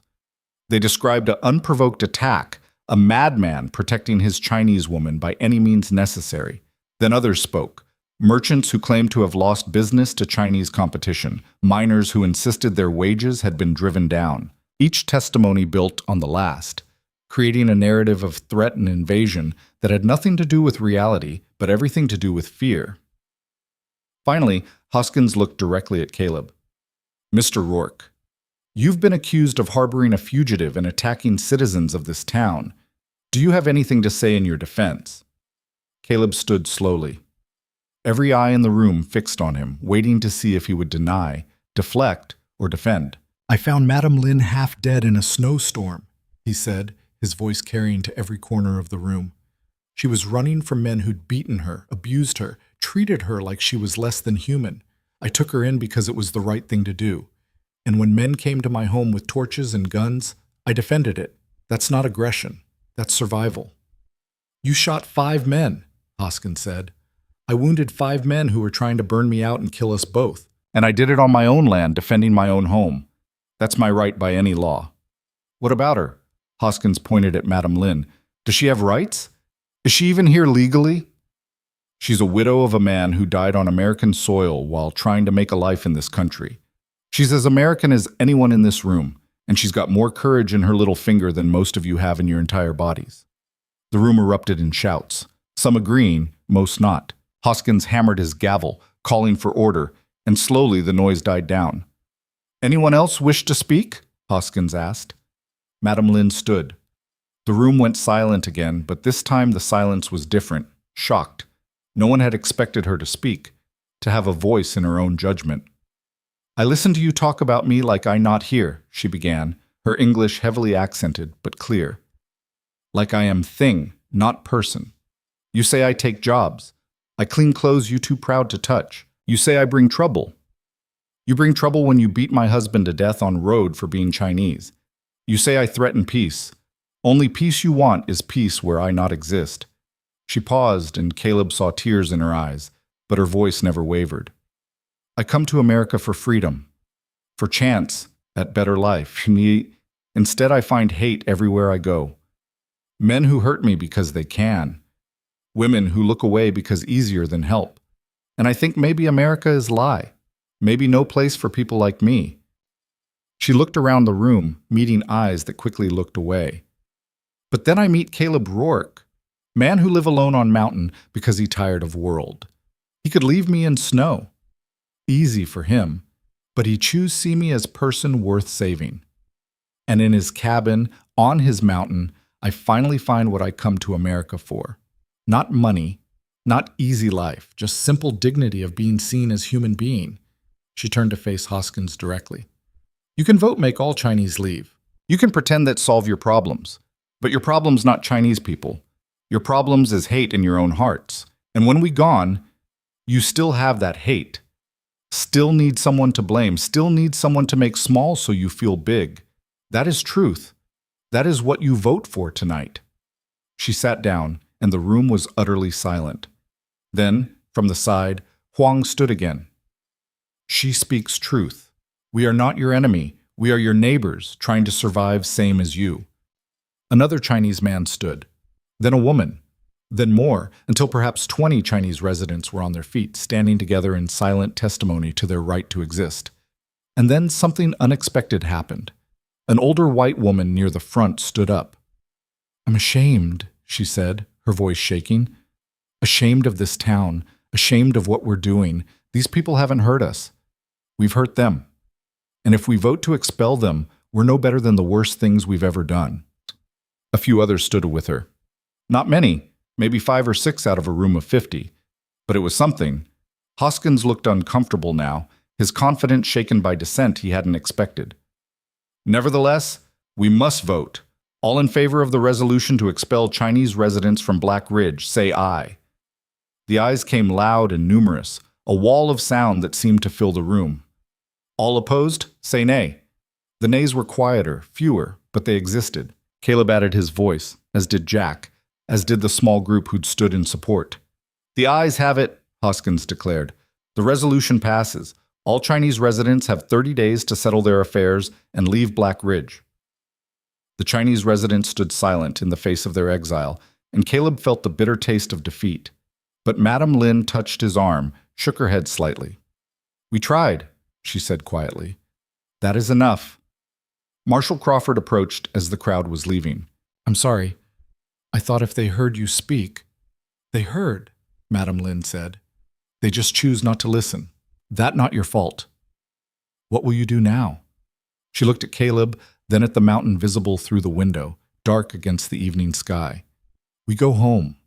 We live. We show them that hate not win just because it is loud." They rode back to the cabin in darkness, the weight of the town's decision settling over them like ash. Jack rode beside them in silence, his face hard in the moonlight. Marshal Crawford had accompanied them to the edge of town, then turned back with a final warning that the 30-day deadline would be enforced, whether he agreed with it or not. The mountain air grew colder as they climbed, and Caleb found himself grateful for it. The cold was honest. It didn't pretend to be anything other than what it was, didn't hide cruelty behind words like order and prosperity and peace. When they finally reached the cabin, Madame Lin dismounted slowly, her movements stiff with exhaustion. She stood for a moment looking at the structure. Rough wood and stone, nothing beautiful or grand, but solid and real, and hers in a way nothing else had ever been. "Tomorrow I start packing," she said quietly. Caleb felt something break inside his chest. "No. They give order, I must—" "No," he repeated, more forcefully. "You're not leaving. This is your home." "Caleb, if I stay, they come for you. They make you criminal, take your land, maybe put you in jail. I cannot let that happen. And I can't let you go back to running, back to being hunted." He moved to stand in front of her, his hands on her shoulders. "We fought too hard to get here. You fought too hard." Jack cleared his throat from where he was tending the horses. "Hate to interrupt, but the lady's got a point. Town council passed that resolution legal-like. If she stays, Crawford will have to enforce it, and if you resist, you'll be breaking the law. Then I break the law." Easy to say now, harder when they come with chains and warrants. Jack finished with the horses and joined them. But there might be another way. Both Caleb and Madame Lin turned to look at him. "The resolution says Chinese residents have to leave Black Ridge," Jack continued. "But Caleb's cabin isn't in Black Ridge. It's not even close. Town's got no jurisdiction up here." "They'll claim it anyway," Caleb said. "Say the whole mountain falls under their authority. Let them claim. Doesn't make it true. This land, it's federal territory. No town council has any legal right to tell you who can and can't live here." Jack's expression turned calculating. "Now, if word got around that you were harboring someone in defiance of their resolution, they might try to make trouble. But if word got around that you and Madame Lin had, say, gotten married, well then she's not a Chinese resident anymore. She's Mrs. Rourke, wife of a property owner, and that's a whole different situation." The suggestion hung in the cold air like smoke. Caleb stared at Jack, then at Madame Lin, whose face had gone very still. "That's," Caleb started. "Practical," Jack finished. "Look, I'm not saying you need to make it real, just legal. Piece of paper that says she's got as much right to be here as you do. Town can't touch that without opening themselves up to all kinds of legal problems they don't want. Madame Lin's voice was barely audible. You would do this? Marry me on paper to save me from exile? It's not just on paper, Caleb said, the words coming before he'd fully thought them through. I mean, it would be legal, real, just not in the way people usually... He stopped, fumbling for the right words. What I'm trying to say is yes. If that's what it takes to keep you safe, to keep you here, then yes. She looked at him for a long moment, her dark eyes unreadable. Then she shook her head. No. The rejection hit harder than Caleb expected. Why not? Because you offer me marriage like it is tool, like it is strategy. You good man, Caleb Rourke. You deserve women who marry you because she love you, not because she need protection. And you deserve to stay alive, Caleb shot back, to have a home that no one can take from you. If this is the way to make that happen, it is wrong way. Her voice was firm. I survive many things. I survive more if I must, but I will not trap you in marriage you do not want just to save myself. Jack held up his hands. All right, both of you calm down. Nobody's trapping anybody. It's just an option, something to think about. But Madame Lin's right that it shouldn't be done just out of necessity. He paused, looking between them with something knowing in his expression. Of course, if there were other reasons beyond just the legal protection, that'd be different. The implication hung heavy between them. Caleb felt his face heat despite the cold, and Madame Lin suddenly became very interested in the ground. I'm going inside, she said finally. Long day. Needs sleep. She walked to the cabin, her movements precise and careful, and disappeared through the door. Caleb watched her go, feeling like he'd just failed some test he hadn't known he was taking. You're an idiot, Jack said conversationally. Thanks. Very helpful. That woman just stood in front of an entire town and defended you. Defended herself. Showed more courage in 10 minutes than most men show in a lifetime. And when you offer her a way to stay, she turns it down because she doesn't want you to feel trapped. You know what that means? That she's got more pride than sense? It means she cares about you, you fool. Cares enough that your happiness matters more to her than her own safety. And if you can't see that, then you deserve to spend the rest of your life alone on this mountain. Jack stalked off toward the barn, leaving Caleb standing in the cold, turning over his words like stones. Inside the cabin, he could see lamplight flickering through the window. He imagined Madame Lin in there preparing for bed, maybe packing her few possessions in preparation for a departure she didn't want but would accept, because the alternative was endangering someone she... He stopped the thought, afraid to finish it. But Jack's words echoed in his head all the same. The next morning, Caleb found Madame Lin in the garden plot behind the cabin. The spring thaw had finally reached this elevation, and small green shoots were beginning to push through the soil. Plants she'd seeded weeks ago, when she'd still believed this place might be permanent. She was kneeling in the dirt, her hands gentle on the new growth, and she didn't look up as he approached. They'll need tending, she said. Garden. When I go, you must water, pull weeds, otherwise they die. I'm not much of a gardener. No, but you learn, like you learn everything, by needing to. Caleb knelt beside her, his knees sinking into the soft earth. What if you didn't go? We talk about this already. No, we talked about Jack's idea. I'm talking about something different. He took a breath. I'm talking about you staying because you want to, because this is your home and you've earned the right to it. Not because some piece of paper says so, but because it's true. She finally looked at him. And when town come with their law? Then we face it, together, the way we faced everything else. You could lose everything. I already lost everything once. Spent 15 years pretending I didn't care, that isolation was the same as freedom. He reached out, carefully taking her dirt-stained hand in his. You taught me the difference. You taught me that strength isn't about never needing anyone. It's about choosing who's worth standing beside when the world goes dark. Madame Lin's eyes filled with tears. You make it sound simple. It is simple. Not easy, but simple. You stay. I stay. We face whatever comes. And if they force you to choose, your land or me? Caleb thought about the cabin, the mountain, the 15 years he'd spent building walls between himself and the world. Then he thought about the past months, about shared meals and quiet evenings, and the way the cabin had stopped feeling like a shelter and started feeling like a home. "Then I choose you," he said, "every time." She pulled her hand from his, and for a moment he thought she was rejecting him again. But instead she cupped his face, her palms rough from work, and looked at him with something fierce and tender and utterly unbending in her expression. "You stupid man," she said, but she was smiling. "You beautiful, stupid, stubborn man." Then she kissed him, and 15 years of walls came crashing down. When they finally broke apart, both breathing hard, Madame Lin rested her forehead against his. "I stay," she whispered, "not because I must, because I choose. And I'll be proud to stand beside you while you do it."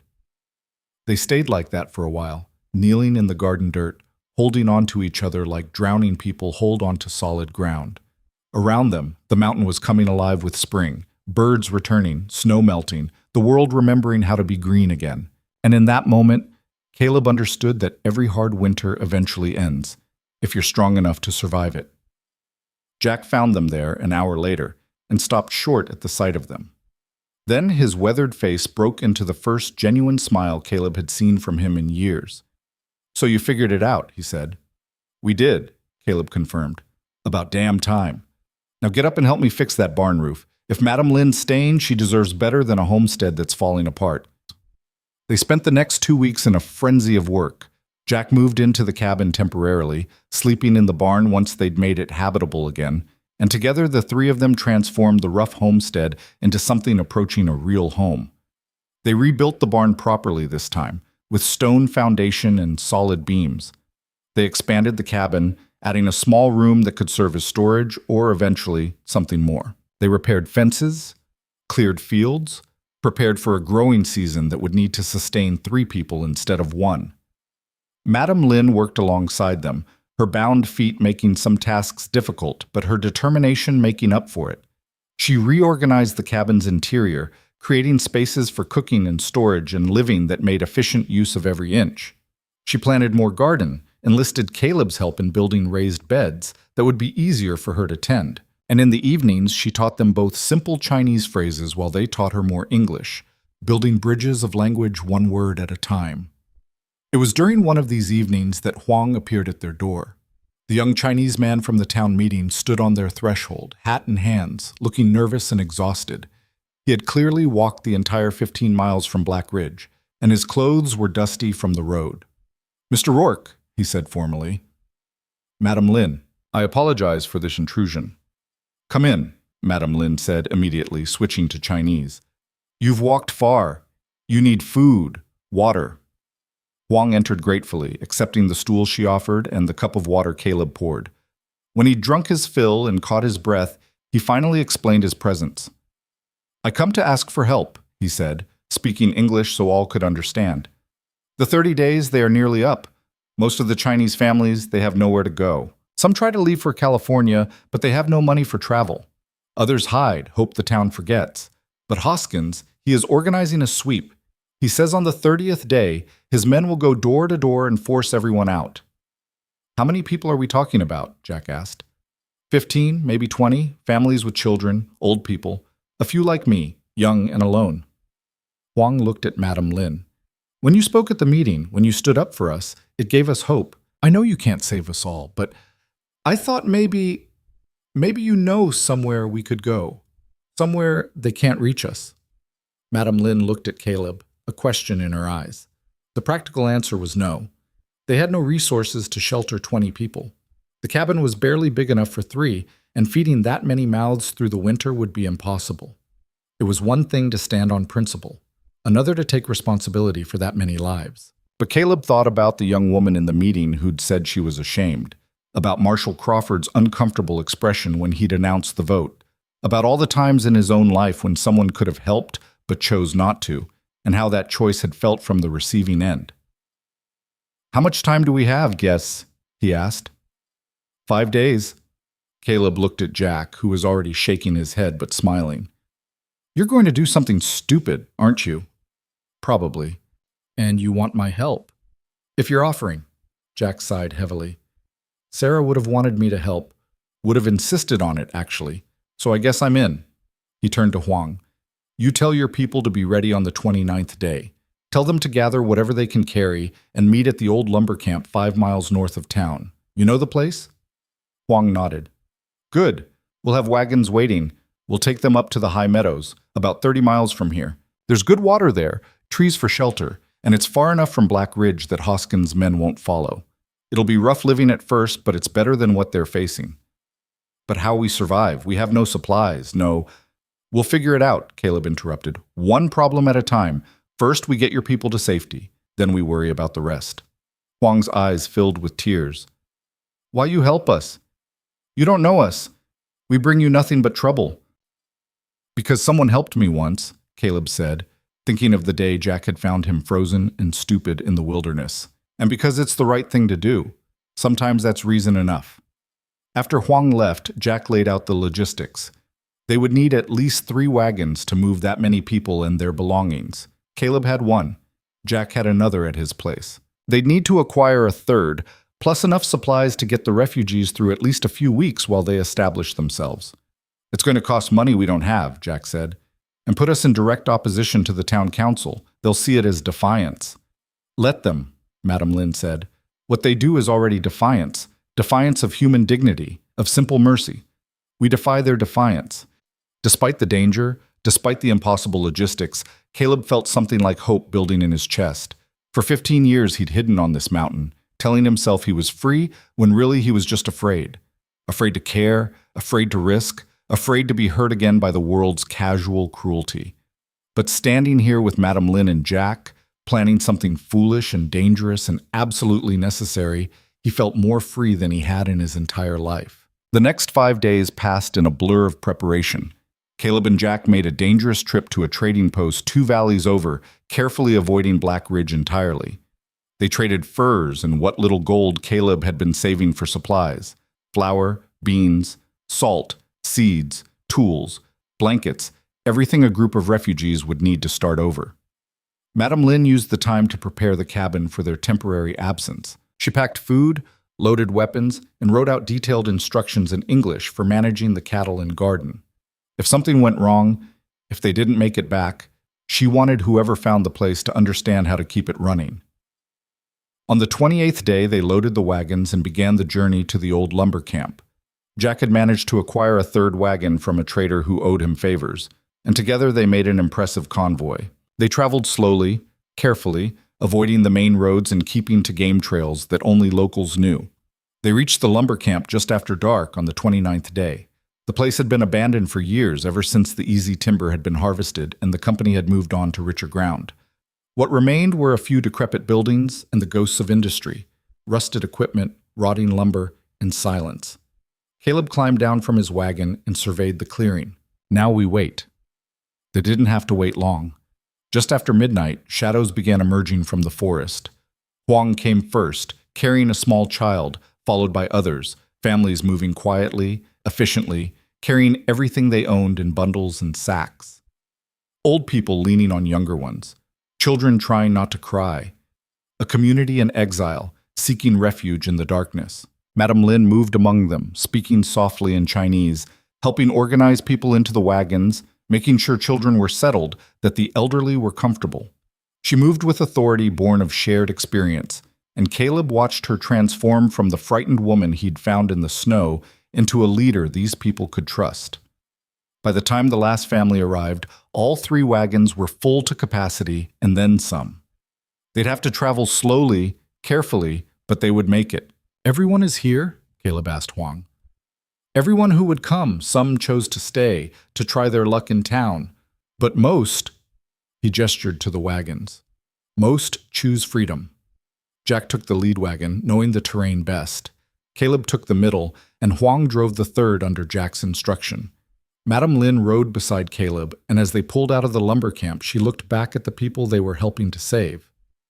"In China, there is saying," she said quietly, "one candle can light 1,000 candles without diminishing its own light. You do this, Caleb. You share your freedom without losing any of your own." "We do this," he corrected, "all of us together." The journey to the high meadows took 2 days of hard travel. They moved during daylight now, past the point where secrecy mattered, committed to their course. The terrain was rough, The wagons struggled on the steep grades, and twice they had to stop to make repairs. But the refugees bore it all with quiet determination, helping where they could, never complaining about the hardship. When they finally reached the meadows, Caleb saw them through new eyes. He'd been here before, knew the place as good summer grazing for cattle, but now he saw it as something else, a place where people could start over, build something new away from the hatred that had driven them out. The meadow was a natural bowl in the mountains, about 5 acres of relatively flat ground surrounded by pine forest. A stream ran through it, fed by snowmelt, guaranteed water year-round. Game was plentiful, and the trees would provide lumber for building.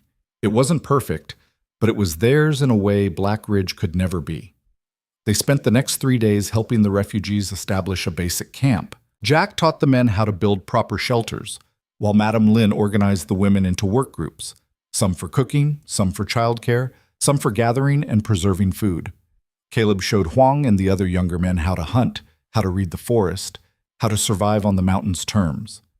By the end of the 3rd day, the camp was beginning to look like something sustainable. Rough shelters stood in neat rows. A central fire pit served as gathering place and kitchen. Food stores were organized and rationed, and the people themselves seemed different, still scared, still grieving what they'd lost, but also beginning to hope. On the evening before they were set to return to the cabin, Huang approached Caleb as he was checking the horses. "I want to thank you," he said, "for everything. Without you, we would all be scattered, probably dead." "You would have found a way," Caleb said. "People always do." "Maybe, but it would have been harder, lonelier." Huang paused, choosing his words carefully. "The others? They ask me what we owe you, how we can repay this debt." "There's no debt. You don't owe me anything." "Nevertheless, we wish to offer something. These meadows, they can support more than just us. If you ever need a place to come, to bring your cattle in summer, to trade, to simply be among friends, you are welcome. Always." Caleb felt his throat tighten. Friends. When had he last had friends? People he could count on beyond simple transaction or temporary alliance. "I appreciate that," he managed. "More than you know." The next morning they prepared to leave. Madame Lynn made final rounds, checking on the families, offering advice and encouragement. Jack left detailed instructions for shelter construction and winter preparation. And Caleb promised to return in a month with more supplies, to check on their progress and help however he could. As they drove the now empty wagons back toward home, Madame Lynn was quiet beside him. Finally, she spoke. "You think they make it?" "I think they've got as good a chance as anyone. Better than most, actually. They've got water, shelter, community. That's more than a lot of people start with." "They have hope," she said. "That is biggest thing.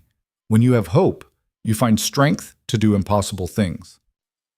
Caleb looked at her, at this woman who'd found hope in a blizzard and turned it into a new life. "Yeah, I'm beginning to understand that." They reached the cabin just as the sun was setting on the 30th day, the day the expulsion order was supposed to take effect. Caleb wondered if Marshal Crawford had gone through with the sweep, if he'd found empty homes and angry men demanding to know where everyone had gone. He wondered if Hoskins would piece together what they'd done, if there would be consequences. But looking at his cabin, their cabin now, and the garden starting to green up beside it, and Madame Lynn walking toward the door like she belonged there, he found he didn't particularly care what Black Ridge thought or did. He'd found something on this mountain that he'd stopped believing existed. Not just a home, but a reason for it. Not just survival, but something worth surviving for. And he'd be damned if he'd let anyone take that away. The peace lasted exactly 3 days. Caleb was in the barn when he heard the horses. Not one or two, but many, at least a dozen by the sound of it, coming up the trail with purpose and speed. He grabbed his rifle and moved to the door, his heart already racing. Through the gap in the boards, he could see them approaching, riders carrying torches despite the afternoon sun, led by Hoskins himself, his face red with rage. Marshal Crawford rode beside him, his expression grim but resigned. Behind them came men Caleb recognized from the town meeting, from the store, from the canyon ambush. They'd brought an army. Caleb stepped out of the barn, rifle visible but not raised. From the cabin he saw Madame Lynn appear in the doorway, and his heart lurched. He'd told her to stay inside if trouble came. But of course she wouldn't. She never did. "That's far enough," Caleb called out when the riders were still 20 yards away. Hoskins pulled up his horse, the others fanning out behind him in a show of force designed to intimidate. Caleb Rourke, you're under arrest for conspiracy, theft of property, and interfering with lawful ordinances of Black Ridge. This isn't Black Ridge, Caleb said. This is federal land. You've got no authority here. We've got the authority of 20 armed men, one of the riders shouted. That enough for you? Crawford dismounted, his movements slow and deliberate. He walked toward Caleb with his hands visible, clearly trying to defuse the situation before it exploded. Caleb, we know what you did, the marshal said quietly. Know you took those Chinese families somewhere, hid them away. Hoskins is calling it theft. Says those people owed debts to merchants in town, had contracts they broke by leaving. Debts for what? Food they had to buy because the town wouldn't let them work anywhere else? Rent for shacks nobody else would live in? Those aren't debts, Crawford. That's extortion. Maybe so. But the law's the law, and right now the law says you interfered with a legal expulsion order. Crawford's voice dropped even lower. They want you in custody, Caleb. If you come peacefully, I can probably keep them from burning this place down. But if you fight, then what? You let them kill me? Kill her? Caleb gestured toward Madame Lin, who'd moved to stand beside him now, her hand resting on the revolver at her belt. Hoskins' voice boomed across the yard. That woman should have been gone with the rest of them. The fact that she's still here is proof you've been breaking the law. Now you can come peacefully, or we can drag you both down to Black Ridge in chains. Your choice. Jack Brennan's voice cut through the tension from behind the riders, making several of them jump. Or there's a third option. The men turned to find Jack standing at the tree line, his rifle trained on Hoskins. But he wasn't alone. From the forest emerged Huang and at least 15 other men from the refugee camp, all armed, all positioned to have clear shots at the riders. What in hell? Hoskins sputtered. Turns out when you chase people out of their homes, they get a bit protective of the folks who help them, Jack said conversationally. And they're real good at moving quiet through the woods. Been here for about 10 minutes now, watching you boys wave your torches around like you own the place. One of Hoskins' men reached for his gun, but froze when he heard the distinctive sound of multiple rifles being cocked. They were surrounded, outnumbered, and outmaneuvered. Crawford looked around at the situation, then back at Hoskins. Maybe we should reconsider this approach. We're not backing down to a bunch of... I'd choose your next words very carefully, Caleb interrupted, his voice cold as winter stone. Those men you're about to insult? They're better shots than anyone you brought with you. They've been hunting these mountains for food while your boys have been drinking in saloons. And right now, they're just looking for an excuse. Hoskins' face went purple with rage, but he wasn't stupid enough to push it. He looked at Crawford. This is your fault. You should have handled this before it got out of hand. I handle it by following the law, Crawford said. And the law says I can't arrest someone on federal land without federal authority. Don't have that authority, Hoskins. Never did. He turned to Caleb. But he's right that this situation can't continue. You hide those people, you arm them, you create your own little kingdom up here. Eventually, someone's going to notice. Someone bigger than a town council. So what do you suggest? Caleb asked. Crawford thought for a moment, his weathered face working through possibilities. You file a proper claim. Homestead Act gives any citizen the right to claim up to 160 acres of federal land if they improve it. You've been here 15 years. That's more than enough to prove your claim. And once the land is legally yours, you can invite whoever you want to live on it or work it. Those people aren't citizens, Hoskins objected. Most of them can't even speak English. Some of them are citizens, Crawford corrected. Born here, naturalized, or married to citizens. And the others can petition for citizenship if they've got sponsors and proof of good character. It's a process, but it's legal.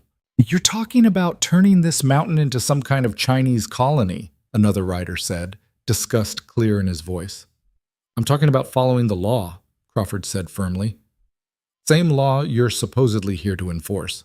Now you can accept that, or you can try to arrest Caleb anyway and see what happens when you're outnumbered and outgunned on terrain you don't know. He looked meaningfully at the trees, where more shadows were moving, more refugees making themselves visible. But I'd think real hard before choosing option 2. Hoskins stared at Caleb with pure hatred. This isn't over. Yeah, it is, Caleb said. You just don't know it yet. The standoff held for another tense minute, rifles trained and fingers on triggers. Then Crawford remounted his horse and spoke loud enough for everyone to hear. "I'm heading back to Black Ridge. Anyone who wants to avoid a bloodbath is welcome to join me. Anyone who wants to start a war they can't win is free to stay." One by one, the riders turned their horses and followed the marshal back down the mountain.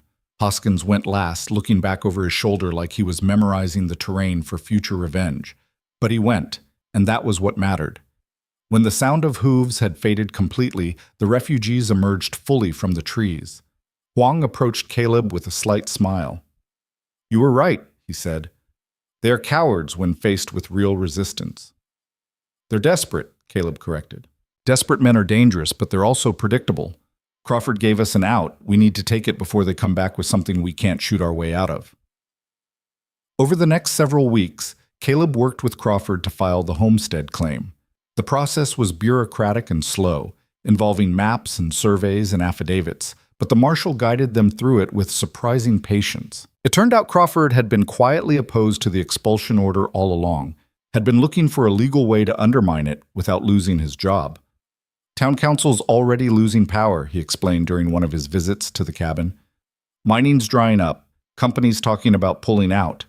Give it another year and Black Ridge might not even exist anymore. But what you're building here," he gestured to the cabin, the expanded barn, the fields being cleared in the distance where the refugees had started their own homesteads. "This might actually last." Madame Lin served him tea, moving with the quiet efficiency that now characterized everything about the mountain settlement. "You help us," she said, "even when it's dangerous for you. Why?" Crawford was quiet for a moment. "I've worn this badge for 20 years. Most of that time I told myself I was keeping order, protecting people. But somewhere along the way I started protecting the wrong people, started enforcing laws that were legal but not just. Your husband," he looked at Madame Lin directly, "he didn't deserve to die on that road. And those men who killed him, they never faced any consequences because I was too worried about keeping the peace to demand justice."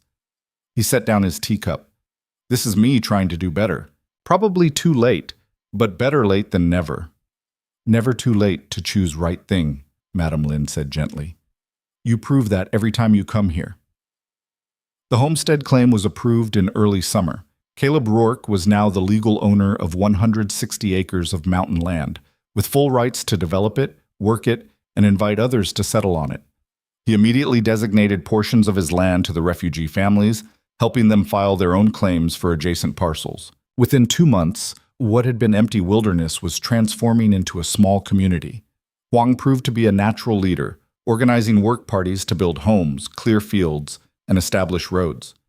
The older refugees shared knowledge about farming techniques, food preservation, and traditional crafts. Children who'd been silent and scared in Black Ridge began to laugh and play. And slowly, incredibly, something new was being born from the ashes of their exile. Jack Brennan watched it all with bemused approval. "Never thought I'd live to see a Chinese farming community on this mountain," he said one evening as he, Caleb, and Madame Lin sat on the cabin porch, watching smoke rise from a dozen different homesteads in the valley below. "You helped make it happen," Caleb pointed out. "Nah, I just showed up with a rifle at the right time. You two did the real work." Jack stood, stretching his back. "Speaking of which, I should probably head back to my own place. Been here long enough that people might think I've gone soft." "You can stay," Madame Lin said. "Always room for you here." "Appreciate it, but three's a crowd. You two need your space." He grinned, the expression transforming his weathered face. "Besides, I got a feeling you've got some personal business to attend to." After Jack left, riding off into the sunset like something out of a dime novel, Caleb and Madame Lin sat in comfortable silence. The evening was warm, the first real warmth they'd felt in months, and the mountain seemed to exhale with relief. "He's right, you know," Caleb said finally. "About what?" "Personal business." He reached into his pocket and pulled out the jade dragon she'd given him months ago. "I've been carrying this for good luck. Figured it was time to return it." Madame Lin took the carving, turning it over in her hands. "You survive many things while carrying this. Maybe you keep it. Or maybe we share it." Caleb took a breath, suddenly nervous in a way he hadn't been facing down armed riders. Jack's idea about getting married. It was a good one. For legal reasons, sure, but also for other reasons. Better reasons. She looked at him, waiting. I'm not good with words, Caleb continued. Never have been. But I know what I feel when you're here and what I feel when you're not. I know that this cabin stopped being a hiding place and became a home the day you walked into it. I know that everything worth defending in my life is sitting right here on this porch. Caleb, let me finish. I'm not offering you marriage because it's convenient or strategic. I'm offering it because I love you. Because I want to wake up every morning and see you in this garden. I want to face every winter knowing you'll be there to face it with me. I want... He stopped, overwhelmed by the intensity of his own feelings. I want you to be my wife, if you'll have me. Madame Lin set down the jade dragon and took both his hands in hers. You know what I love about you, Caleb Rourke? What? You see me. Not Chinese woman, not widow, not thing to pity or protect. You see me, Lin Mei, person with own strength, own dreams, own stubborn pride. Her eyes sparkled with tears.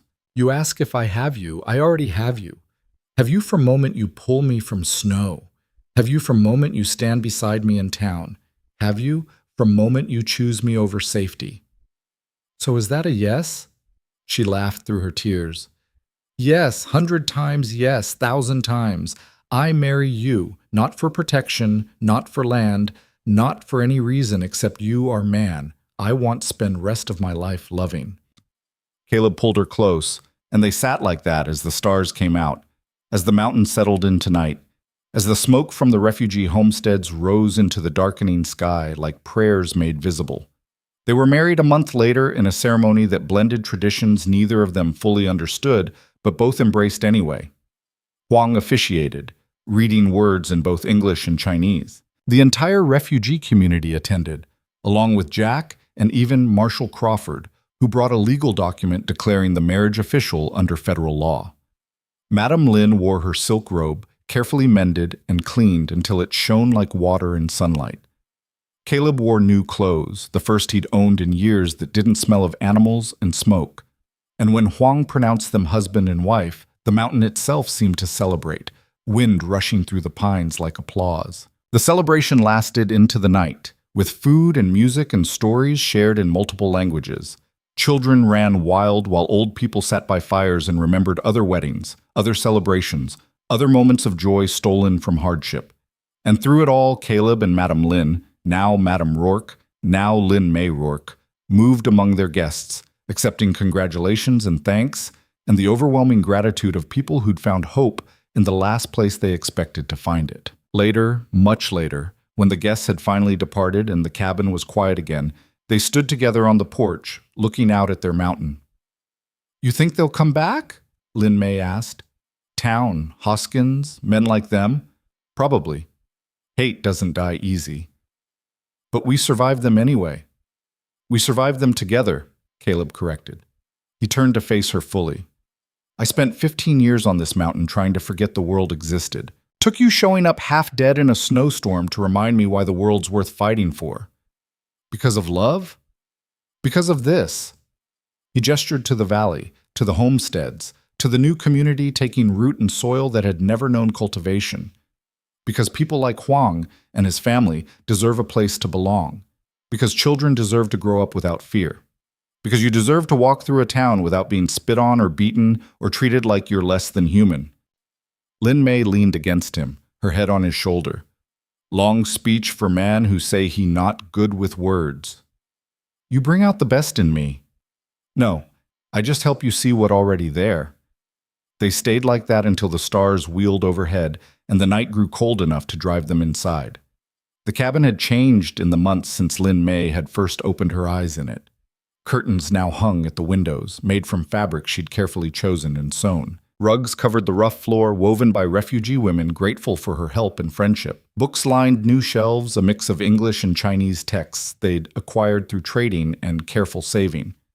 The bed, their bed now, had been rebuilt bigger and softer, with quilts that held the warmth of shared sleep.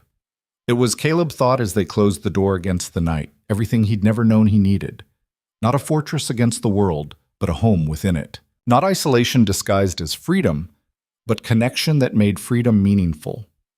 The seasons turned. Summer brought growth, crops rising in fields that had never known farming, children growing taller and bolder, the community expanding as word spread of a place where Chinese families could live without fear.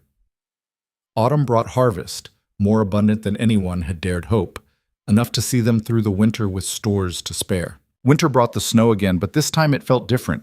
Not a siege, but a rest, a time to gather by fires and tell stories and plan for the spring. And through it all, Caleb and Lin Mei built their life together. They argued sometimes about small things and occasionally big ones, but always they found their way back to each other. They laughed more than Caleb had laughed in 20 years. They worked side by side in the garden, in the barn, in the ongoing project of making their homestead something permanent and lasting. In the second year, Lin Mei found she was pregnant. The news terrified and thrilled them both. She was nearly 60, too old by conventional wisdom to carry a child safely. But Lin Mei had never been conventional, and she approached pregnancy the same way she'd approached everything else, with stubborn determination and quiet strength. The birth was difficult. There were moments when Caleb thought he might lose her, when he stood outside the cabin while the refugee women who served as midwives worked inside, and he understood with terrible clarity that all his strength and all his weapons meant nothing against the simple dangers of bringing new life into the world. But Lin Mei survived, and so did their daughter, a tiny, red-faced miracle who cried with impressive volume and gripped her father's finger with surprising strength. "What we name her?"